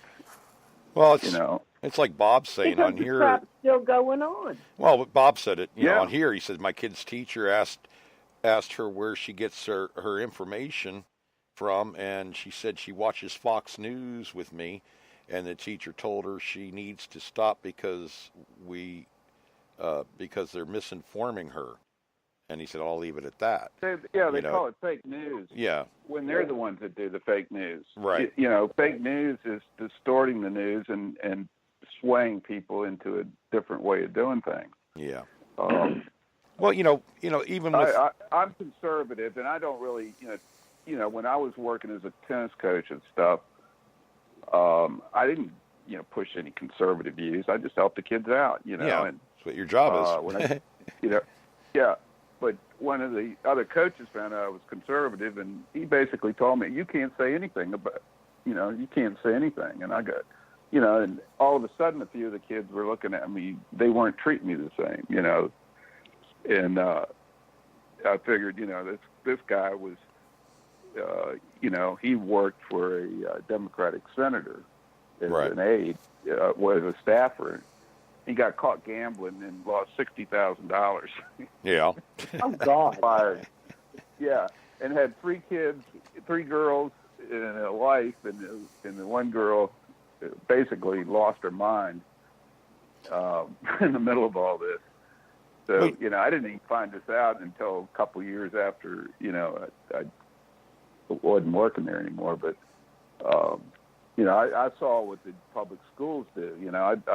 I taught kids that were homeschooled. I taught private school kids, and I taught tons of public school kids. And there was a huge difference between the public school kids and the rest, Yeah. and the Well, you can see. homeschool kids and the private school kids.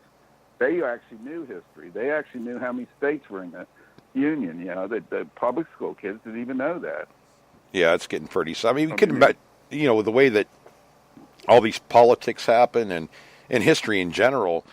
I mean, back 100 years ago or whatever, how different it was, and the stuff people took care of themselves, and a lot of that went on because there was no, basis, just morals. So that was one. Your moral values back then, and in the way that you were raised, and well, we see a difference in our generation and the next generation, obviously, even in the way our parents lived. Because like what Pauline said, he grew up in the Depression. So there's a different attitude. Mm-hmm. They save everything. They made do with what they had. They did. They had a lot of hands-on kind of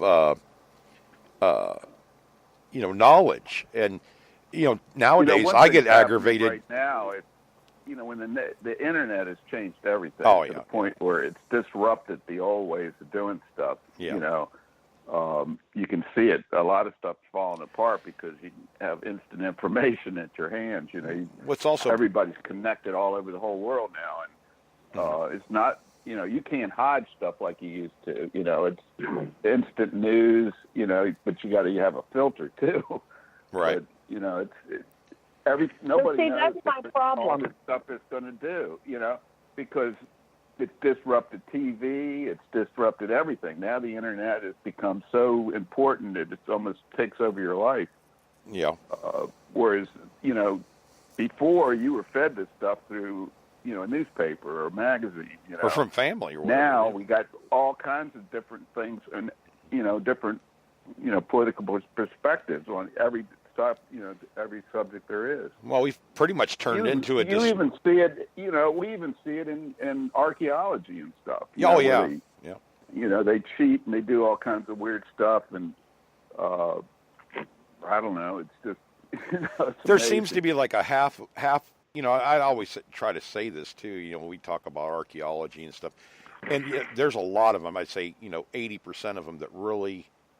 They love what they're doing. They do a good job and everything. But you have that fringe that always seems to, what me and Craig see and a lot of you guys have seen in the past. You get that fringe of people that are not dark side, but just unruly as far as the way they want to do things. So when we talk about archaeologists, whatever, we're not including everybody because I know a lot of archaeologists, pretty cool guys and ladies there. it just, you get that the few, not bad apples, but the people that are just, I don't know, Craig, what's the word I'm looking for? I don't want to be, Well, we're you know, basically antagonistic, right? Because we're that's doing a good it word. our way, and they think their way is the only way to do it. Yeah, I think our way is. I've debated with teams of these people, Mm-hmm. a bunch of times, and they're not bad people. I mean, No. it's just the way Different way they of thinking. think and the way they, want to do stuff. But it's also a business. They make money. This is their career, Right. Whereas we do it for fun. And Well, so even that being said, though, Craig, we don't, just because we do it for fun. I think a lot of, I mean, I've always said this. There is somebody in our group. We're going to call it hardcore hobbyist or whatever across the board, as far as bottle hunters and privy diggers and gold prospectors and everything. There's a lot of us out there that we may not know about the whole gamut of an era, but we know Civil War, or we know Spanish-American War, or we know Revolutionary colonial stuff, individual items, what they are, and there's a lot of knowledge. And you put something up that you find on the internet, and I've done it many times. Hey, what is this, guys? It's pretty cool looking. Is this old? Is it new? Even I have to do that, but from the experience and the knowledge in our group, it's important. I mean, we're saving history. We do it a different way, but I think as a majority of us are interested in saving the history, saving the character of that time, where an archaeologist is looking back maybe farther, looking for different things. They're not in the same, they're looking for pottery, they're looking for soil composition, a whole gamut of items that apply to what they do, where we're keying in on, obviously, metal items, ferrous, non-ferrous items, but we're also doing the site reading, where it's found at. We pretty much know if we're hunting a field where it is, so we can locate, and we're only hunting, we'll say, 2 foot of the ground, where in most of the shows that I've seen, and of course they're on TV, so we can't go 100% by them, they're digging down. Okay, well, we know the first 3 foot is nothing, so we're going to dig that out of the way real fast, then we'll start looking. So we're not really infringing on their so-called, I watched a show, and it really, Pauline knows which one I'm talking about. It annoyed me at first. I'll say the name of it. It's Time Team. Time Team, right. It's a show that was on Netflix, a documentary series type thing. And they said it many times during that show that we were looters. And I absolutely pissed me off, because we're not going, and it makes it sound like we're robbing graves and stuff like that. And the way they said it was many times, it was as a broad spectrum. That's what they were calling it, because some metal detectors came in there and hunted an area that was private property. When I was first metal detecting, and I was metal detecting in my yard, mm-hmm. This was probably about 1987, and all of a sudden I heard somebody go, "You're one of those people." And I looked around, and it was my old seventh grade principal. Right. From the school that I'd gone to, that lived in the neighborhood. She was walking her dog, and I thought, I'm one of those people? And I started thinking, it didn't dawn on me at first what she meant, Right. And that's even back then, they looked down on us. And I've had, when I was, doing the dig at Manassas, I talked to the archaeologists there. They got really touchy, because I knew what the stuff was. Right. And so, I basically, during lunchtime, I sat there, and there was 15 archaeologists arguing with me. And I was calm. I went through the whole thing. I said, I'm educated. I went to GW University. I got a degree. Mm-hmm. You guys got a degree, but I've been doing this hobby for, at the time, for probably 15 years or more. And so I said, I know, from reading. Anybody can learn stuff from reading. Yeah. If you read enough books, and you can be just as good as an archaeologist. That's what you do in college. You study. Right. To get these degrees. So, it's, and we have a passion for it. That's what I told them. I said, this is a job for you guys. We have a passion for it. This is a lifestyle for us. This is a addiction. It's a thrill. yeah, I mean, we're the first one to touch some of this stuff, you know. And, Yep. you know, they don't find the stuff that we find either. You know, Well, not that often. Well, you know, the ironic thing about this whole deal, though, Craig, was that, and I think I mentioned it, I'm not sure if I did or not on the last show or the show before, was that after they called us looters 25 times, it seemed like in that show, and it really had me aggravated. I almost didn't watch the next show because I was like, okay, if they're already looking down, we're contributing. A lot of times, and not every time, but a lot of times, I think that you'll see it, a metal detectorist or something like that. Somebody found something, and that's what brought the attention, the limelight to that area, and it turns out to be something really great and everything. But you don't hear, you just hear the archaeologist side of it, which is, that's what they do for a living and everything. But we contribute. They wouldn't have any idea where to look at sometimes if one of us hadn't started the ball rolling.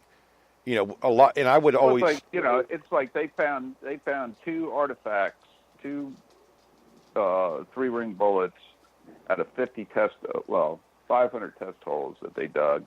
mm-hmm. And we went in the same area with metal detectors and found 1,080 artifacts. Right. So we know what we're doing. I mean, very thorough. They were shocked. They were absolutely shocked, that kind of stuff came out of there. You could tell. But did it ever come out in the paper or anything that we did all that stuff? Nah. They never talked about it. They didn't want anybody to know that, that we were that good at finding stuff like this. Well, the next show that I watched on this series, the next show, I think it was, they had their own team of metal detectorists or whatever, the archaeologists, metal detectorists. They're out there with Nautilus metal detector. The only reason most people that are not in the hobby would have no clue what the heck the metal detector was or what brand it was. It was definitely a Nautilus, but they were told to search a certain area. They are archaeologists, is what they use. But that was the first time I'd ever seen an archaeologist with a metal detector in his hand. A classified whatever. Yeah, metal. I've heard stories where the funny thing is they put, I don't care what they say. These archaeologists have metal detectors, or they have some. I know people that. One guy that called us looters, that was the head of basically Northern Virginia. Mm-hmm. We even had him at our club for a talk, and he was so nervous. I said, "We're not going to do anything to you." Well, yeah, I mean, yell at you. We just want you to do whatever, talk about whatever, But we just wanted to show them that we're not evil people. No. We had one guy who was a CIA and director at the CIA. Right. And there's cops and firemen, lawyers, everything else. People, everybody does it. We had all people from all walks of life there, mm-hmm. And they look at it. A lot of it, they looked at people, and you're a bunch of rednecks, digging up stuff, Yeah, we're looters. It's always been kind of associated with, a redneck hobby too. Yeah. So. But as far as oh yeah, sorry, I didn't mean to cut you off, but I mean, they'll say that, but I'm almost positive 95% of us out there in this hobby, if we came across something that was more than, we were finding more stuff than we ever thought we would find in an area, we're probably going to start saying something. We saw it happen in England when the guy found the Celtic treasure. He said it himself. He says, "Oh, I dug up one thing. It's beautiful gold, whatever." And he digs up another piece of gold. By the 3rd or 4th, he started getting nervous. This is bigger than me. This is definitely historical. There's definitely something going on here. So he stopped and went and talked to the museum or whoever he talked to and got a team of archaeologists out there, and they ended up finding monetary value. Was it $2.5 million worth of treasure in this farmer's field that probably would have never, ever been hunted by an archaeology team at all if it hadn't been for that man going out there to have fun, to have recreation, and come across a treasure. And this doesn't stop just with that. I mean, even Hillsborough State Park, I've talked to the ranger down there many years ago about whether I could metal detect in there. Of course, you can't hunt state parks in Florida. Didn't know it at the time, but I asked. And he says, no, we did bring in 14 metal detectorists, and they did get us started, and we actually found the fort, where the fort was. So they do use us. I just wish that it was a little bit more of a team, because they don't realize how much all of us would crave to have not only a place to hunt, to save history, to help out, and to enjoy it at the same time. And it would be helping the archaeologists out to get locations. There's a team. There could be a team effort right there, and it doesn't have to be all this animosity. I don't think it's really us to them. It's more them to us. I mean, I don't have any problem. I personally have not seen very many archaeological sites down here in Florida. I know they were doing one down here in, I can't remember the town now. It was somewhere around Tampa or St. Petersburg, whatever, where they found the ship or the boat in the water. I haven't heard any updates on that, but they know it was old, and they were gonna. They sent an archaeology team in there to excavate it out of the water or whatever they're going to do with it down there. That's probably one of the few times I've seen an actual archaeological team going out and doing something around here.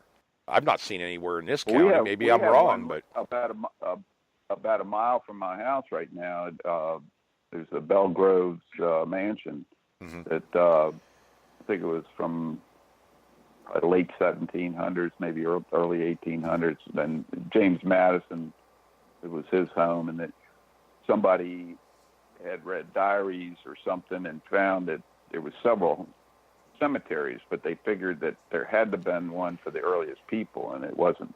And they ended up finding it, I think.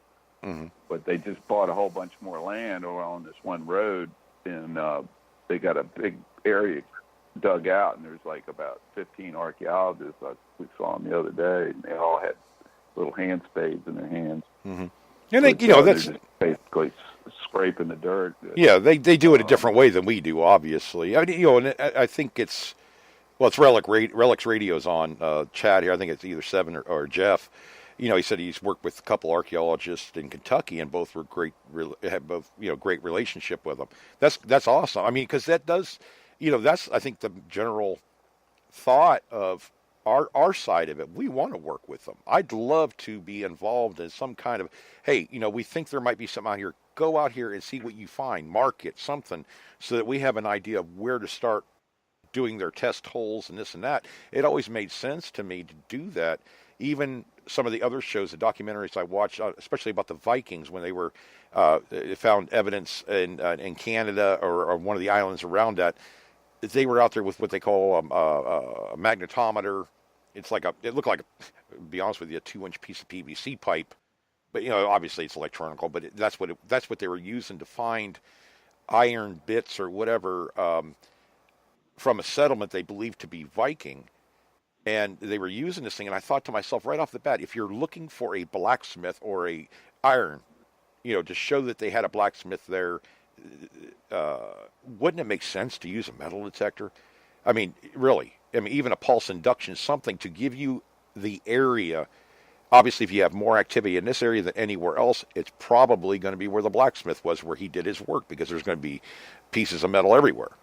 And that's where I thought the situation called for at least giving you an idea. They only had, I think, 8 days or 16 days or something to locate this area.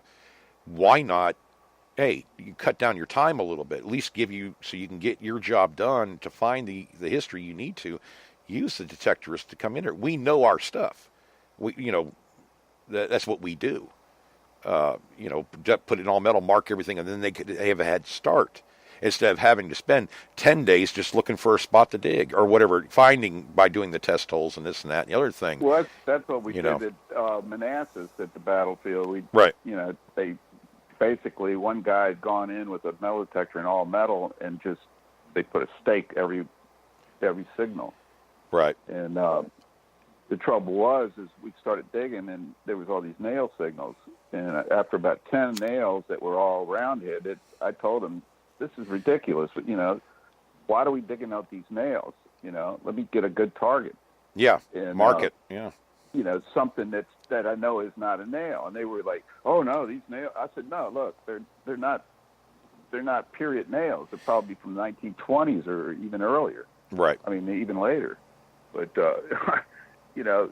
they finally admitted, that they didn't really know anything about Civil War artifacts or anything. No, they just had no experience at all in it. Well, a lot of their training And, too comes in earlier civilizations too. I mean, that's what they do. I mean, it'd be like them going to looking for World War II well, stuff. yeah, I mean, they basically, they were shocked at the stuff that we found. I mean, they did have no idea. I mean, they ended up using the Northern Virginia Relic Hunters Association Club, which I was a member of, to basically cover the whole battlefield for the next 2 years. And they took groups out every weekend. And, some people found their first artifacts even.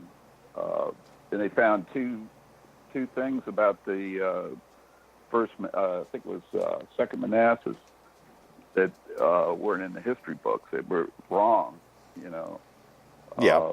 So they were really, I mean, that was a major coup for them, because they found out two major things about the battlefield, for the actual battle, right. that were wrong, and they corrected them. So that gave them something to write about, and it was and it was all because they found a Louisiana button and these 54 caliber 3-ringers in a line. Right. And they thought, wait a minute, those Louisiana soldiers were half a mile away from here. And they go, well, obviously they weren't. Nope. And this is the type of bullets they used too. Yeah. And then they wondered why they were all in the line. And one of the relic hunters said, there was probably a fence here, and they all went over the fence, and the cartridge box tipped over a little bit and dropped a bullet or two out. Well, we've heard went over the fence because it's all in a line. Why would obviously everybody was in a line here that dropped them, and it's probably because they went over a fence. Well, you talk about it too, Craig, about how they dump stuff off. I mean, like the 69 calibers, they didn't want to carry that heavy weight around them. They dumped off and grabbed 58 calibers. Yeah, a lot of soldiers on the march. I mean, when I found a 12-pound cannonball, and I was carrying it back to the car, and I had to go 2.5 miles back to the car. After 100 yards, it felt like it was 120 pounds, and I was like, "Oh my God, this is going to kill me bringing this thing all the way back home." Because I'm kind of, carrying it. It's hard to carry. It's just kind of awkward. And I finally found a drywall bucket in this gully and just put it in there and carried it, and that was easy. But I started thinking, they had a cartridge box with 40 bullets in it. They had this heavy gun. A lot of times they had a bayonet, and probably a canteen or something. It's a lot of weight. A lot of heavy equipment. And they were on march. They were marching 10. Probably if you're a Yankee, we're going 10 miles a day. The Confederates are going 20, a day a lot of times. But they would drop bullets. They would just pitch bullets out of their, just to lighten the load. Well, I could tell you in this day, the stuff that we even do. The guys out here, sorry about that, that's my dog going off out there. At any rate, what we're doing right now, even Seven said it on here. He did some work at a historical church that is now a Kentucky State Park, and he was able to locate the original church site. Anybody who's been in this hobby for a while, I've done it. People have told me many times, "Oh, there's never been anything in this pasture ever. My family's owned it, and here I find home sites." And they said, "Well, that can't be." I said, "Well, when you're finding doorknobs and hinges and spoons and silverware and this and that and the other thing in its central location and nothing anywhere else, obviously there had to have been something there." And we do this a lot of times, and historically it may not be like the big find of the century or anything, but you still saved some history, saved a location. Now you've documented, hey, I found this here in this part of the country or whatever. And, now we know. Hang on a second. We got a caller coming in, guys. Woohoo! Hang on. I think they're almost on here. Hey, you're live on the air. Who do we have there? Hey, this is Seven out Hey. of Kentucky. How you doing, Doug? Not too bad, Hey, brother. How you good. doing? How you doing? I'm doing pretty good. I was just going to elaborate on the old church site. Oh, yes, sir. Go ahead. Because, we have kind of a strained relationship with archaeologists a lot of times. Mm-hmm. But I had the pleasure of working with two of those. And in 1798, there was a church group that moved out of Tennessee up into Kentucky. They built a church there, and then eventually in like 1805, they built a log church that is still standing. Actually, it's probably about 300 yards from my house, and I wrote a history book on that church and all the movement and everything. Mm-hmm. But everybody was always looking for the original building site that came in. And the old records said that it was like, 75 to 100 yards from the original structure. And I told the administrator at the church, I said, I can find that if you'll let me work with the archaeologist. Mm-hmm. So they came in, and I found that within the first hour. And we found it by finding the square nails and the debris field of the original church there. But a good thing about it, of working with an archaeologist, they don't have to dig to find that. We can find the signals, and then they know where to dig. But another thing is, after you dig, they can bring in a lot of knowledge about that. There was an old rock that is still sticking out of the ground. It's one that you can actually sit on, It's not too high, maybe a foot and a half. But around in front of that rock, I found a half-moon layer of horseshoe nails. And the archaeologist told me, he said they used to have old camp meetings back in the late 1700s and 1800s, and whenever they would have that, here in Kentucky, they'd have 150 or 200 people come, and they always hired a furrier to come to reshoe the horses, where they had come. Mm-hmm. And he said, that's what you found right here. And so they took all that stuff, and it's all on display here at the state park and everything. So we had a wonderful relationship together.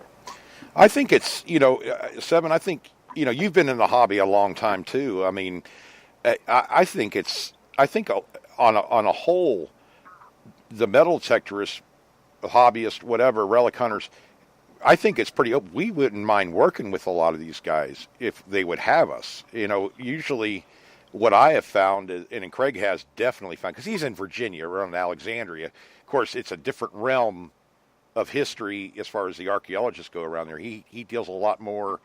There's good ones, but he deals with a lot more of the ones that are in difficult. Alexandria, they were embedded in the city government. It was the only archaeologists that were actually city archaeologists that made a salary that in the country at the time. I don't know if it's still true or not, but there was a lot of jealousy about it from the other archaeologists in the whole area, because they basically work on contract. It's a tough job unless you get up higher in the hierarchy.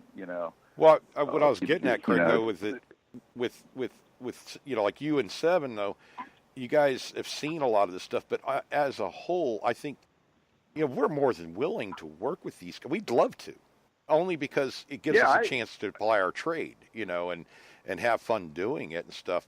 I don't think that we're ruining anything, because we're not digging down, crazy depths that they're looking at. It's even like, they talk about arrowhead hunters and bottle hunters, and a lot of them are pretty particular how they do their hobby.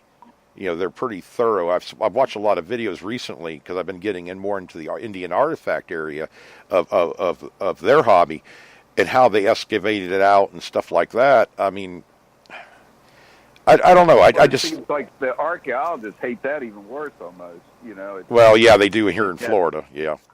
Some of the experts that I know, like the guy that does digging in Texas, they dig down 13 feet with a bobcat in right. the Indian area, and they pay the landowner to do it, and but they know more about all the early man than I could listen to that guy for hours. Right. The stuff they've learned just by digging up the artifacts over the years, and it's amazing. Well, I think it also matters what part of the country that you live in. Yes, sir. I know Craig is in Virginia, and predominantly probably Northern Virginia is bad. Yeah. But outside And of Northern you've got- Virginia, where I am now, and I'm in the battlefield area in northern Shenandoah now, but I was down right on the Potomac River, and that area is all, built up. It's just a metropolis, now. And when you hardly have that, you get a lot of liberal minded people that are in charge, and you cannot deal.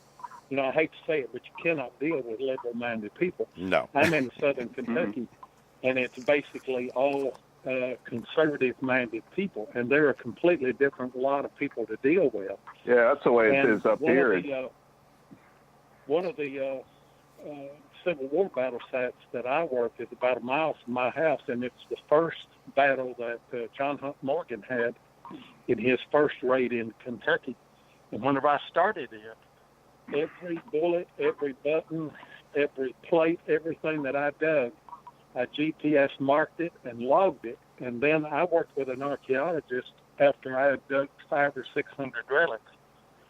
And I said, help me make sense out of everything that I found, marking the Confederate stuff and the Union stuff. And he was actually able to draw the battle line and the retreat line of the Union Army. So, we've got something, each group has something to bring to the table. We can find the relics easier than they can, but then they can help us interpret what we find. And exactly. I think that kind of opened up the door for me to work with the other archaeologists on the church site. Now, when that church site, Seven, was it because you found the site? Is that the reason why they made it into a state park now? Is that one of the contributing factors? Oh, okay. I wasn't sure because I thought that would be really cool too to be a part of that. No, it's been a state park for a number of years. It's the oldest log church in Kentucky. Is what it is. Wow. And I actually, about 10, 12 years ago, I did a lot of research, did research for about 2 years on it, and I wrote a book. It's the name of the old church is Old Mulkey, Mulkey. And I wrote a book on it, and everybody knew that there was an original structure. And whenever I wrote my book, I just put in there what information that we had, that it was maybe up to 100 yards from the existing structure now. And I always wanted to know. And so I think, some of the things that I had done in documenting the Civil War camp, also writing a book, that those kind of opened up doors to where the guy said, the archaeologist said, do you think you know where it's at? I said, I've got a pretty good idea. And he said, well, bring your metal detector and let's get in. There you go. We dug every signal. If he wasn't there, I put a red flag up. I put the whatever I dug, whether it was a square nail or whatever, I put it in a little plastic bag and put a number on it and GPS marked everything. And so, now we know where that original structure was. Not that it's all that important, I don't guess, but well, it is important. Yeah. Yeah, I mean, that's what I was. When we were over at Manassas, they actually had a laser system where they actually used a laser beam to mark each spot. In fact, they were complaining about it because it was kind of complicated on setting it up and everything. But they actually could put a grid on a map, where every single artifact could come from. That's now it's kind of easier. Which I thought was pretty cool. Yeah, now, like when I was at the CWPPO up there last time, we actually, as a geolocate or something like that, we Sam and Evan had a program, and if you found anything that was era, that you'd mark it on your cell phone or whatever and locate it, whatever, and they'd have a whole. It went into a central file, and then they could tell, what their hopes was is that everybody's finding stuff, they could actually mark the path. Where they took it, whether they find bullets or tools or whatever the heck they were finding through there, they could all locate. I thought about doing that on this property that I have permission on now because it is historical. And there's no information. We're going to say they're guessing, when it was built, how it was built, where it came from, and obviously the property, it's like a mile and a half from my house. but the stagecoach road came right up along my property line, and I thought about starting over there and working my way as far as I can work it on that property to work it back to see the exact path of the stagecoach road, which shouldn't be hard to do, depending on the items I find, and actually using that program to be able to locate. So we have a map of it, all the finds that I make that are period, excuse me, to at least have a record of it. Because obviously nobody really knows about it. And it's not that hard to do. Whenever I worked the Civil War camp, I had my Mine Lab CTX, and it had GPS inside it. Right. And I would mark those, and then every day, whenever I finished hunting, I'd come in and download those on my computer and then put them into Google Earth and just put a dot, on each one of those. The place that you're talking about, where the old bridge came across and everything, I would seriously think about documenting, at least GPS marking all of that, and just take a little notebook with you and write a number down, and write the item, and you'll be surprised how much that you will learn whenever you go back and you begin to compile all that stuff. And it's work, it's more work than just digging a hole and getting the relic out and covering the hole up, but you're saving another part of history. Oh yeah, and I figured the way you listed too on those GPS programs, I know that the one we were using up there for that hunt, for the Morgan Raider hunt, was the being able to put what the item, what you believe it is or whatever, and the depth you found it at, and so it gives them a really good record on depth, what the item is, and you could follow a path or wherever wherever they gathered. Maybe it was where they had their picnics at or whatever, where people stayed at, where houses used to be, or shanties or whatever you want to call them. Because when they come across a river, that was probably the stopping point anyways for the night. They're not going to, that's a safe place to stop. So I just don't know what, and Seven, this place is just, you can look out and you can metal detect just about everywhere, only because the grass is not real thick and high.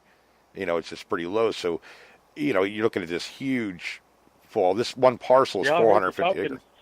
Something like 400 acres. Yeah, 450 acres just in that one parcel. And then it goes into the one behind my house. It's just another, it's close to 400 acres anyways. And then it goes actually north of that too. This man, I don't think he's on board. I've not met him personally yet. I met the land keeper or whatever, the guy that's watching over the property for him. But he said, man, this, he just was blown away that I actually had a photo of this bridge before they tore it down in 1961, because, he bought it 25 or 30 years ago, and he always thought the bridge was in the water. And we're going to find that out, because I can get right down to the water, and I'll just bring, I can't really, I can, but with the gators and the water moccasins and everything else we got going on right now, I'm not going to, I'm not scared of snakes, and I'm darn sure not scared of gators. My little Yankee boy ain't no dummy. Yeah, that's right, because I'm a big piece of prime rib to one of those gators. Now I'm a big boy, and he could feed for a couple weeks on me. So yeah, I'm gonna take that a little bit more gingerly. But it's just, you have ever been on a site, Seven, where you just got you can feel the area. I don't know how to put it other than that. You got that aura thing, or whatever you want to call it, the surroundings. You just get that feeling there. And I've walked away from sites. There's a couple sites I've walked because it didn't feel right. And I know there's a lot of other hunters out there had the same experience. I didn't know if you've ever had that experience. Sure, but I tell you what it is. It's experience. We've done it for so many years. Mm-hmm. And you just begin to have a feeling about a place. Your subconscious, mind reads the lay of the land and everything, and where the water is and where the high spots are, and you begin to look at land and sites in a different way than somebody new in the hobby. Somebody new in the hobby, they just see a field. Yeah. And you and I, we see potential sites, and we're able to find them. Yeah, I mean, I'm looking for everything. By the way, go ahead. I wanted to say something to Kurt about the button that you found. What a fabulous button! that was. Oh yeah, I was really excited about that one. Yeah. Yeah. I found a few one pieces, over the years, but nothing like that one with that much gold and stuff on it. Craig, It probably has even I've got- more gold on the front, but I'm afraid to mess with it, and I might lose some that I already have. It looks good already, but Yeah.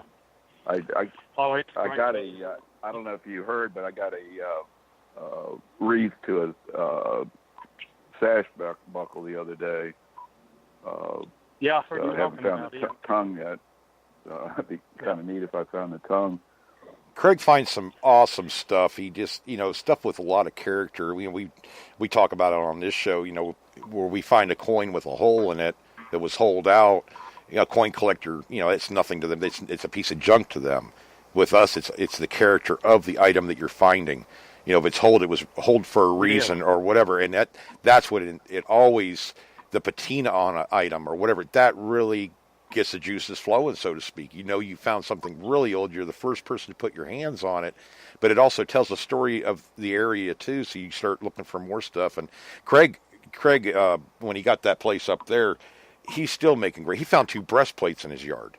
I mean, a partial. I know. I'm like, oh my god! And it's just like all these people were, saying, what in the heck is going on with your yard? And I said, well, I actually picked this yard hoping it would probably have, I thought it would have the greatest chance of having relics of all the houses that I saw, and I looked all up and down the valley. I spent 8 months, and I had to move because of the taxes and everything from my mom's house. And so I decided if I'm going to, buy a house, why not buy one with a big yard and an old house and, right in the middle of the battlefield. right. So I'm right in the middle of Cedar Creek and several other, 2 major battles right down the street. A block and a half from me is the Wayside Inn, which was used as the headquarters by both armies. And the town turned over 131 times during the Civil War. It's incredible. And it was a battle line like 4 blocks up where Early met Sheridan, and then got defeated. They could have won the war probably if they hadn't done that. But right down the half a block is First Street, and the Union Army retreated after Stonewall Jackson broke them and retreated. That was their retreat route right down that street. There's a cabin right across the street from me that's from 1700s, and they were doing a bunch of stuff on the property. And my friend next door, we've known each other since we were 12, and he lived next door, which was kind of like a total coincidence when I bought this house. But anyway, he found a Burnside breastplate in that side yard over there. And they turned it. They found a bunch of fired bullets and a couple buttons and things, and they are going to give it to the town for the display. And there was one guy was a city council member, but there's so many relic hunters up in this area. It's just incredible. Yeah, with you in Kentucky, Seven. I mean, obviously a lot of people are hunting for Civil War items, but you're still finding stuff. I saw Tennessee Jeff, one of his videos where he's finding buttons. He's finding he's in Tennessee. I've had the privilege of hunting with Tom and Bill up there outside of Murfreesboro and stuff. Are you still finding breastplates and stuff like that, or buckles, or are they just really sparse now, or are you still able to locate one or two a year? I don't know. I mean, in Kentucky, or is it? Well, yeah, we're having to do a lot of hunting now in Kentucky. There are no relic hunters right here around me, none. Well, that's awesome. And everybody in the county now calls me every day and saying, I think there's no house out here. I think there's no house out on me over here, Yeah. And so I've just got unlimited places to go. But no relic hunters here. Now, where Jeff is, which is an hour and a half away, it's full of relic hunters. Right. But you just have to, just keep looking and finding the old sites and keep doing your research. Yeah, when I lived that in North GPS Virginia, I hunted along the Potomac, for 40 miles, basically, most of the early part of my relic hunting on Maryland's and Virginia side.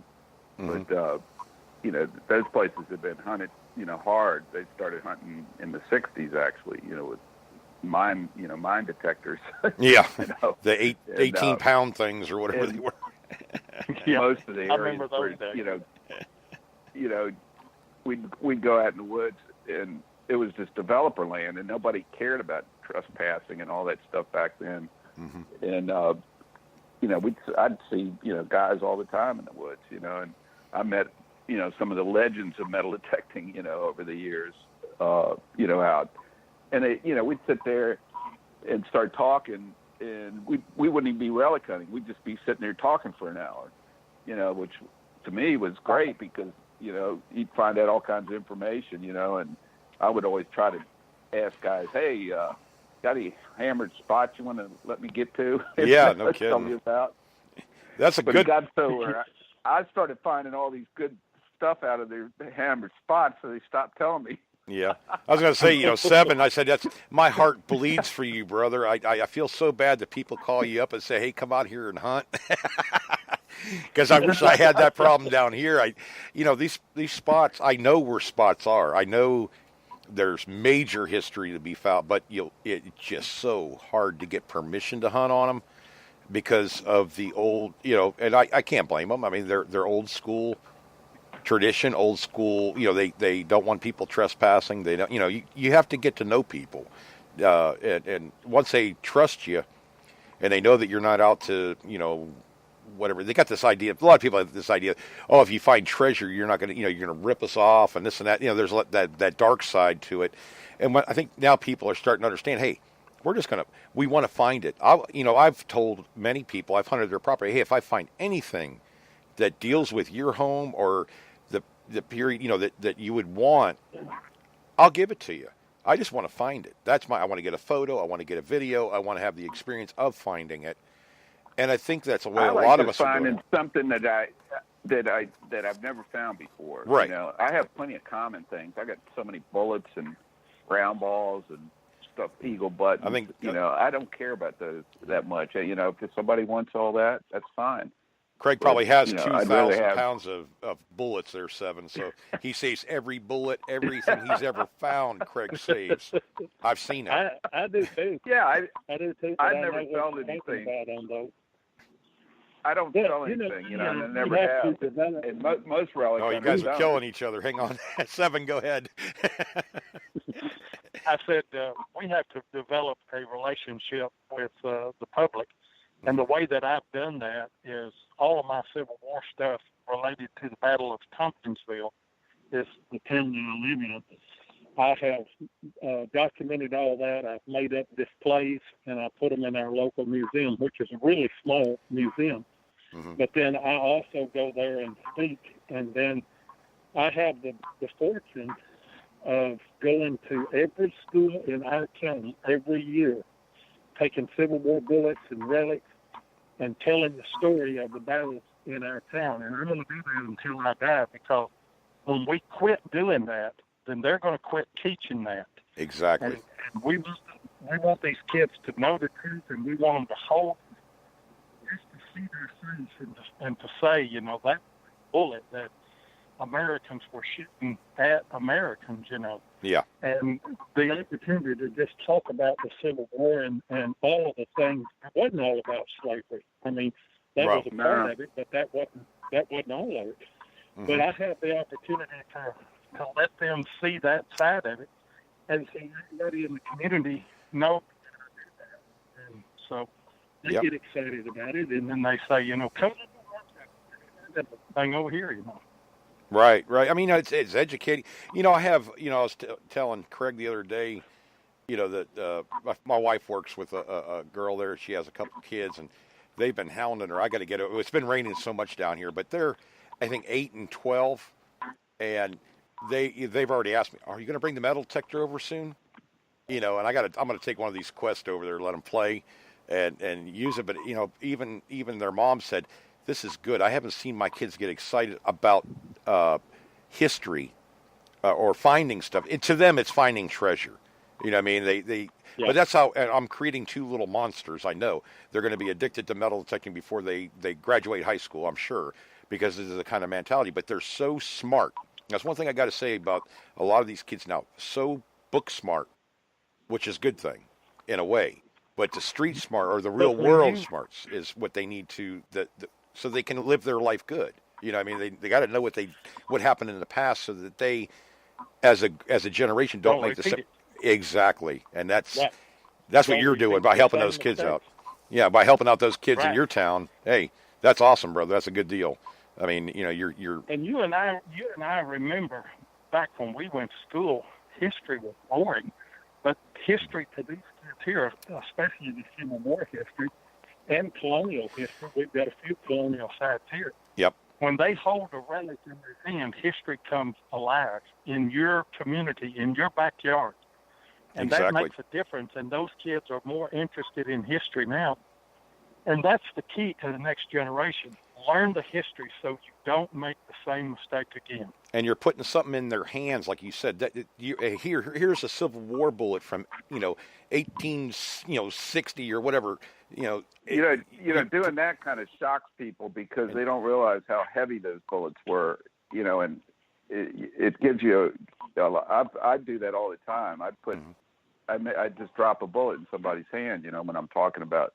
I show stuff in my house I'll show somebody that doesn't really know anything, and then I'll say, here's a bullet, and they go, oh my God, it's so heavy. Yeah. It's like it's shocking to them. It's not like, that bullet was one of the most devastating bullets in history. Yeah, I mean, I can't even imagine they're thrown at you, let alone shot at you. I mean, God, I know. So, that's something that a lot of people, will remember. They'll always remember how heavy that bullet was, what it looked like. Probably, that's what I try to do. Well, I shot a video. My mother and I took her out to metal detecting for Mother's Day because she wanted to actually run the metal detector. Usually she digs for me. That's been her thing. I'll dig the target. Yeah. But I took her to Clearwater Beach, or just away from the public side of the actual beach to the next beach over. But anyway, I was videoing her just to, for my sister to see or whoever, and I was going to make a video of it. But what I noticed in the video, every person that walked by sat there, and as they were walking, their heads turning, they're watching her metal detect. And they see us start digging, they stop and watch us dig up whatever. It could have been a bottle cap, didn't matter. But they all thought it was really cool. Even, not just kids, we're talking, seniors or whatever. It's naturally, I think, it draws people's attention. When I go metal detecting during the day at the beach, it's usually, I like going at night. I'm a night hawker when it comes to beaches because I don't get bothered so much. Not that it's a bother, but I'm saying, you're hunting. If you have somebody coming up to you every 10 minutes, you have to spend 10 minutes talking to them. Not that I don't want to, but I'm there to enjoy myself and find stuff. So, but I find myself talking most of the time, to them because I'll ask a million questions. Well, they wouldn't do that if they didn't care about the hobby or weren't interested in the hobby. So why not create a good, I don't know, for younger kids? There's a lot of kids doing YouTube videos. I mean, tons of them compared to what it was even 5-10 years ago. So we have the next generation of hobbyists or relic hunters coming up now. They're watching what you do, what Craig does, what all of us do, and learning from it. So if we teach them the right way, and then it won't be, I don't know, it's bettering the hobby in the public's eyes, I think. They don't. Right. That really bothered me on that show. I mean, I'll say it again. We're not looters. I mean, it's like Seven or Craig or whatever, even, all the guys on the chat here, we do stuff to save history. I think that's a premise for most of us that do videos and post up on the internet and everything else. I mean, every once in a while you find something awesome, but most of the time you go out, Seven, every time you go out, do you find treasure? I mean, no. Well, it depends on how you define treasure, because well, yeah. I went out for an hour this morning and I found a suspender clip, and I found a couple of wheats, and I found a rain scat, and all of those are relative treasure to me. Right, but, right.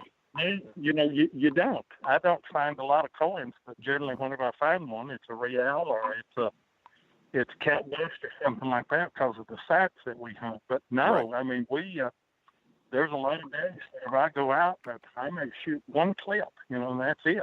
And, Right. Here a few years back, I dedicated myself that I was going to do a video every Tuesday, and it's a lot of work. I mean, It it's is. a lot of work to gather up all those clips and everything. Well, you know what I Hey found guys, too. thanks for letting me. You're going to take Thanks off. for letting me call in, Oh, no problem. and appreciate it. I always catch y'all's on listen to you whenever I'm and I hate it that we butt up against one another on Thursday night. But, No.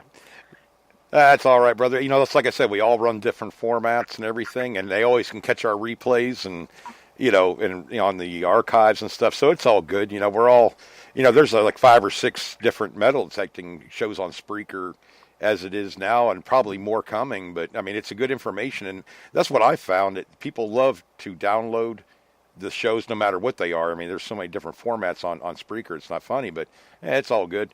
We're all out having fun and everything. But hey, you definitely call in some other time, man. Or I listen to your show too. Just a lot of times I don't get on chat or nothing like that, but I do. Listen to the archive shows and stuff. You have a lot of good guests on and stuff, so it all works out. No problem. Yeah. When And we seven. first started that, we just picked a night, and I had no idea how many shows were on, and we picked a night that was good for us. But we went on at 7:00 Eastern time, and then a lot of our people said, you're going to have to move up a night. We're still hunting, and we don't want to quit hunting, Oh, And yeah. then I realized that we butted up against you. I don't know. No worries. Maybe here in the near future we can move to another slot or something other. Well, But anyway, thanks for letting me talk. And well, do my me a wife favor, wanted to let say something Pauline to you. 7, hang on a second. Yeah, Pauline. Oh, I just wanted to say thank you for calling in on my night, because every time I do a show, it ends up being about 2.5, 3 hours. This has got to be Well, one of the longest ones. I was going to tell her to do me a favor and let you have another show, because we took your show over. Oh, she's laughing. That sounds good. All right, 7. Thanks. Yeah, let Pauline have another show. Oh, I will. Thanks, Yes. guys. Yeah, okay. She. I often tell the guys, I said, if I let her do too many of the shows, I'm not going to have a show anymore because people like listening to her better than me. Well, she is a good addition to it. You're blessed. Yeah, she's my. Hey, I don't know what I'd do without her. To be honest with you, we've been together for a long time, and she puts up with me. So. Thank Well, you, me and my wife have Kevin. been together for 40. We've been together for 40 years, and I tell you what, of all the treasure that I found, she's the best. And I'm sure that you feel the same way. Yep, my wife. You can hear her in the background. That's so sweet. Yeah. All right, 7. Well, have a Okay, good guys. night. Thanks for calling in, brother. Good night. Yep. Catch you later.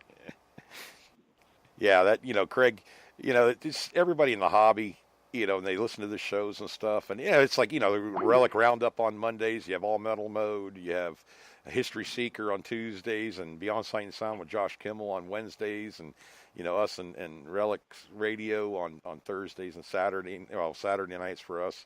But we all do shows, and I always tell all the listeners, man, there's a lot of good content. If anything else, if you can't listen to a live show on one of these guys or us, hey, download the archives. You just download it onto your phone or your computer or whatever. You can listen to it on your own time and get just a fun, easy going. Well, with our show, I just think it's like a round table discussion most of the time, or It's a back porch show. a back porch metal detecting show. There we go. There you go. This hobby is extremely addictive. That's why it's like what we say on our show on the description and stuff. Metal detecting's habit forming. It's a good addiction to have. We live, breathe. I mean, everything about metal detecting, relic hunting, bottle hunting, gold prospecting, whatever. Arrowhead hunting, whatever. It doesn't matter. It interests us because it's outdoor activity. It's adventurous. You're looking for something. It's like a treasure hunt. And you're not going to find treasure every time you go out. You know, it doesn't work like that. You're going to find a lot of junk, but if you don't find junk, you can't find treasure. That's what it comes down to. You got to be, you know, methodical in the way that you think about. No, you don't have to be, but I mean, if you're really into the hobby and you're methodical about the way you look at a site, the way you metal detect, the style and what you use. It doesn't even come down to metal detectors. There's so many different metal detectors out there. It's how you use a metal detector. It's half your responsibility to use it right and to learn it. I mean, I don't care if you buy a $5 million metal detector, it's not going to find you anything if you don't know how to use it. So what's that, Pauline? Sorry. Well, I was going to say, I mean, you can take this hobby as lightly or as serious as you want. You can be that 1 or 2 time a month hunter, or you can be the everyday hunter, because when you go out and you hunt, you tromp the woods, the beach, whatever, you find your stuff, and when the weather's good, you get out and hunt. And on those days that the good Lord decides you need to keep your butt inside, well, that's when you do your research, put your videos together, get them posted up, and share with everyone the ups and downs that you're having. I mean, let's look back at how you and Craig actually met. How long was it that you two knew each other and communicated before y'all actually shook hands? And that was by the blessing of the internet and your videos and being interested in the same things, and it works out really good. Yeah, it you know, with Craig and No, me, it did. If it wasn't for all that, we would have never met.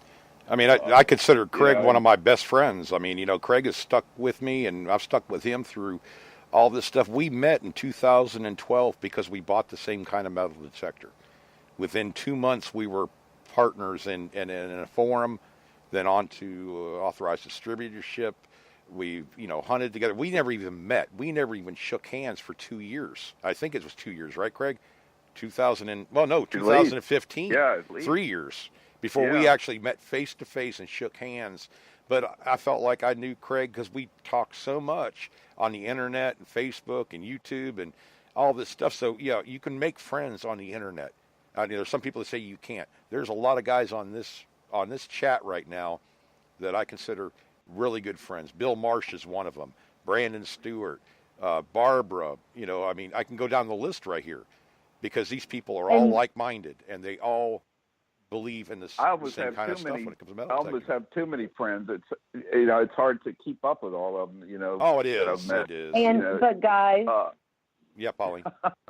Where I was going with that is, through this hobby, I got my spouse in the other house, and I love it. So I may never find a piece of cougarin or a piece of Spanish silver, but I found one of the best friends that Derek and I have as a couple. I mean, so that made this hobby worth everything to me. And if you may not find that treasure every day, but think of everybody you can touch every time you throw a video out. That's another friend that you're making. That's someone that's taking you at your word on what you're finding, how you're finding, how good your videos are, or how new you are to the hobby, and you can reach out and ask for help and make friends. Yeah. And as the more seasoned hunters, when you see these newer guys, younger guys, interesting guys or girls, reach out to them, because that's a like-minded person that can take you beyond your local realm for social networking. That's what it's all supposed to be about, is enjoying the hobby to the fullest. Exactly. I mean, the places, just you know, in the relationships you have in this hobby, you never know what doors are going to open up for you. And it may mean, and I'm not talking monetary, you know, doors. Oh, no. I'm talking generally across the board. You know, there's a lot of friendships, knowledge, history, everything else. Even the places you hunt. I mean, I never thought in a million years I would have ever had a chance to. We started a radio show. You know. Yeah, off the. You know, we did a lot of stuff that we would have never done with Nope. the internet and stuff. Videos too. I mean, Videos, radio show, forum, Facebook pages, you know, everything. website, you know, and you know, plus all the people we've met through all this. But you know, it's just amazing, you know, how the internet is connecting people all over the world now. It's the good part of the internet. That's the good part of the internet, is being able to make friends and you know, with Skype and everything else, obviously you can see, you know, you can have Skype conversations or whatever, and that's, you know, FaceTime, whatever you have, so you can physically see them too. But I mean, it's deeper than that. It's a deep, you know, it's a deep friendship, like-minded people have, you know, in a hobby or whatever. It's probably just, it's one of the friendliest hobbies, I think. You know, you deal with sports people and everything. There's not so much backstabbing in this hobby, if that makes sense. I was just getting ready to say, how many other hobbies or things like that can you find something amazing, like Craig's Cut Real, and nobody was like, well, USOB, da-da-da. Everybody was like, oh, man, that's so cool. That's great. Yep. This is the best hobby, to have a mega cheerleading crew on what you find. Yeah. I mean, everybody, I live through, you know, when I can't hunt or whatever, when it's, you know, whatever, we're storming or whatever. Oh, boy, the videos come on when I we live can't hunt. your detecting trip with you. You know what I mean? I can't go metal detecting, so why not go metal detecting with somebody else? That's what the videos do. I mean, exactly. I didn't get to hunt, you know, I never would have thought I'd ever get to hunt Bulgaria. I never thought I'd get to, you know, hunt in some of these other countries. The guys that go over to Europe and stuff like that, in the UK and hunt over there. You know, there's some of them that travel over there. I love hearing what they find. I love seeing the pictures. And if they have video of it, great, because you know, I don't know if I'm ever going to get there. I may not be able to. Yeah. Tell them how big your TV is. Oh, I got a 70-inch plasma. And then videos get put on that 70-inch plasma. I got to see them. And he gets lost in it. I do. I mean, you know, loves them. You know, and everybody does their videos different, a little bit different, and that's good. You know, I had a couple people tell me, well, you know, I want to make a video like yours or like Craig's or like, you know, Seven's or whoever. You know, I said, make your own video, do it your way, because, you know, it's yours. I don't want to see the same kind of video from everybody.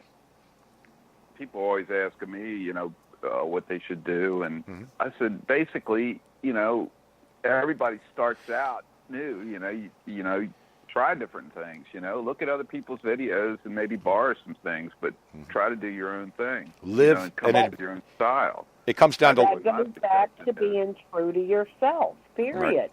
Yeah. You're showing what you can do and who you are. And like Derek was going to say, who wants to see the same old kind of video, everybody doing it? And you know the ones I love? I absolutely love the well poops. Yeah, the Can you believe this? Yeah, the fails. Yeah. I've had them before, you know. Oh my God. And it's not that it's funny, it's real. It's real. Because we all do it. We don't find something great every time. Most of us edit that crap out. But yes, I love it. Well, you know, absolutely. You get, you know, people like, oh, I did it one time. I was making a video. I dig this coin out of the ground. It's about 8 inches in the ground. I'm like, oh, this is great. And I start rubbing the dirt off, and I see a ship. And I'm thinking, oh, my God, this is great. This is going to be on camera. And I'm like, and then it says, you know, 2005 or whatever. It was a Virginia. I think it was a quarter. I felt like, but I left it on the video because it's real. Hey, I fail once in a while, more often than not. But that's not a fail. No, it isn't. That's an emotional high, and everybody was right there with you, and they giggled their butts off with you when you realized what it was. And most of my videos, too, when I'm out hunting and stuff, I mean, I put up, you know, I found the shotgun shell. I found but it's real. It's not, you can't go out there and just, you know, if you just put up, every day is a, you know, wheat penny. that gets boring. What if you find a stinking Lincoln? Hey, but you found it, or you might find an Indian head or whatever else. I mean, it's just what was happening out there that day. And we've all had the days where we don't find anything at all, just except for junk. But then we have those other days where you might find 10 good targets in a row. It's just you're documenting what you're doing. And we didn't know how to do this. I mean, when I started up a radio show, and I can't even remember what year it was now. I'm getting old. But anyways, it was like 3 years ago, something like that. We started up on Mixlr. And me and Craig had listened to Detecting Lifestyle with Dave McMahon. And I think Josh Kimmel was doing shows also with Beyond Sight and Sound. Yeah, and I've done a couple of shows with, I think one with a couple with Tim Glick, and I did one, about 3 on Detecting Lifestyle. And I think Tim and I did one on Beyond Sight and Sound. I'm not sure. We did. Me and you did one with him, I think. Mm-hmm. But this is an adventure. You live many adventures in your life. You got to go for them, no matter where it ends up. I mean, adventure doesn't mean it's going to end up peaches and cream. It may not end up to be nothing.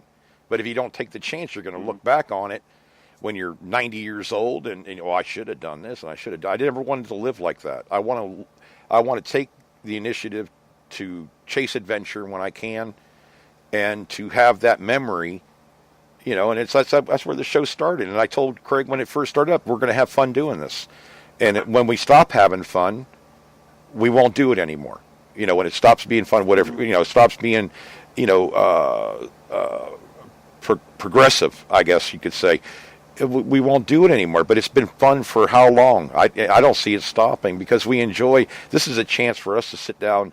And, whether you're on the show or not, we're talking to you. You're like our friends, and vice versa. And it's sharing information. It's sharing experiences. It's good. So why not? And hey, husband. Yeah. We broke our record, I do believe. Oh, God. Yep. I didn't even look at the time. It's 11 o'clock, guys. I'm sorry. It's been a good show. I was just wondering, baby, is there anybody still on chat? Yeah. Bill Marsh is on. Bob D. We got... let's see here. Who else is on here tonight? I think I saw Barbara earlier. Brandon's on. I love it. I absolutely love it. I think it's... Oh, go ahead. You always do that to us. When the last one we did with you was about 3 hours? Close. Yep, it sure was. Because you guys never know what I'm going to bring up a topic and where that topic's going to lead us. Because if y'all remember... we started talking about originally your find, and then my weird family's property, and hey, we ended up right back where the show originated, in the hobby of metal detecting and the good it can do for each and every one of us. I mean, just the emotional sanity to be able to get lost in something and enjoy it. It's not your everyday punch the time clock. Oh, my God, I got to take care of kids. What the hell the husband's going to want for dinner tonight? You just get out there and get lost. And for all of you detectorists out there that are listening and share your videos that Derek and I watch, I would like to give you a personal thank you, because there are those times where we can't get out and hunt. We get along great, but there are days we just don't talk to each other much because we're watching detectoring videos. Yep. And it's a good, safe pastime for us if it's storming out or whatever. It's not tromping to the mall or shopping, because my husband really doesn't like doing that kind of stuff. Nope. So, yeah, I kind of conformed and started watching detection videos. And now that has taken both of us in other directions as far as, for me, what to do with the, what do you call that stuff, honey? Junk. Well, fine. I get into what I can build out of the junk, and he has started researching more into the Indian artifacts, the bottle hunting, things like that. So thanks to you guys, we have a little more peace of mind. And I'm hoping that the videos that Derek puts out. I do help him video quite a bit of them, and he'll edit them or whatever. I hope you guys enjoy those as much as we enjoy yours. Mm-hmm. Yeah, it's living for the beep. That's when you're out there metal detecting. At least for me, nothing else bothers me around me. I mean, it's just I can take my mind off of everything else in my world and put it right there into metal detecting and relicon or whatever you want to call it. It's my sanity, because my wife will tell you I can get going in 5 million different directions, and I run myself completely ragged to the point where, heck, there's been days, and it happened a couple times last year, Craig, where she had to hit me because I actually fell asleep talking. That's how tired I was, from doing all this other stuff. Metal detecting just takes me, and it relaxes me. It's my getaway time. My adventure, and that's the way I've always looked at it. About it to me is it seems to go by too fast. Yeah. When you're out there. And when you don't get out there, like I'll be honest with you, I haven't been able to get out even a tenth of what I've wanted to get out in the last 3 months. But it's been, life happens and everything, but I'll get right back into it. But in the meantime, I watch other people's videos. I'm on, chat or whatever, on these Facebook or whatever. I'm looking at other stuff too. I mean, same thing as you guys do. I mean, you find that part. It's a happy place. Living for the beep. I can't think of anything else I'd rather do with my spare time at all. I used to be into guns. I used to be into, horses and cattle and this and that. And the other thing, as far as working with them and raising them and driving truck and everything else. But metal detecting has always been, the happy place, so to speak. And for me, I don't have to feed it or clean up after it. Nope. So that's pretty doggone good. And I found you plenty of nice rings, haven't I? I find her nice jewelry Yes, back in the day. Not lately, though. I haven't found a gold ring in, it's been 2 years, Pauline? Something like that. Yep. But I found a lot of silver. But, sometimes, believe it or not, some of the oddest things I find she loves. I mean, I don't care. It could be a weird horseshoe, and she wants it. I can make something out of this. Or actually, I can weld it for her, but she knows what she wants to put together. Or it could be whatever. I mean, when we went to the Digging in Virginia event, or digging in Pennsylvania, the Horsham, Pennsylvania, we had a bunch of guys there, and they were finding everything you could think of, really, metal-wise. And they were throwing it in a pile, and Pauline says, okay, load it up in the RV. And I said, what? I said, it's like, 60 pounds of metal. She goes, yeah, but it's a horseshoe. It's a clip of this. I can put this together. So I had to load, like, I don't know, it probably was like 50 or 60 pounds of metal into our RV, but she makes stuff out of it. She has that artistic side of her. So she was happy. Everybody else laughed their ass off about it because I had to load all this stuff up. But at any rate, I guess, guys, we'll probably wrap it up for tonight. I think I've dominated all the time I can from you tonight. Yeah, or Pauline has one. I don't know. We'll have to have her on again. Yeah. She's being quiet. Oh, we're not talking about my weird family next time. Oh, no. I just thought it was a neat story, that just what goes on, how your heritage goes. That's everything, anybody's really. I can't trace mine back that far at all. I mean, because it goes into a different country right away. But with Pauline's, it's just, God, you guys haven't even heard the other side. Your dad's side of the family is just got all kinds of stuff going on out here in Florida. But it gives me, I don't know, at least I'm not losing my mind, Pauline. I knew I had a good spot picked. I was just surprised I got permission on it. So. You know what? I can honestly say I'm just glad that you're thrilled with my family, unlike a lot of people who can't stand their in-laws. No, I don't know. I've always, but me and Pauline's mom, if anything else, we got along. We were like best friends.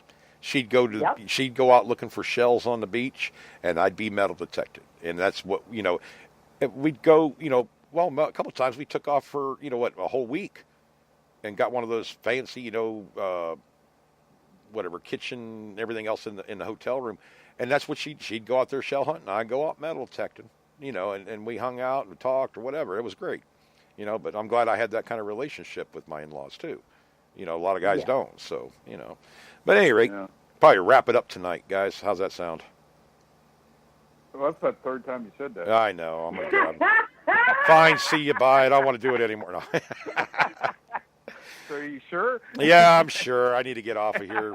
We actually need to eat dinner because we haven't even eaten yet tonight. So yeah, it's. Whew. Anyways, guys, I guess. Oh, go ahead, Craig. What's that? My cat's looking at me funny because I haven't been talking to him. I've been talking to. Talking to Faith, yeah. I guess cat. Yeah. Cat's getting jealous, Daddy. Yeah. Yeah. All right, guys. Well, anyways, Wondering we're why on. it gotten into me. Yeah, we're on every Thursday right. night and Saturday night at 8 p.m. Eastern Time. You can check us out on Facebook, on Hardcore Metal Detecting Radio Facebook page, or our personal Facebook pages, doesn't matter, YouTube channels and stuff like that. But really the key to it all is get out there, keep digging, and God bless. Have a good night, everybody.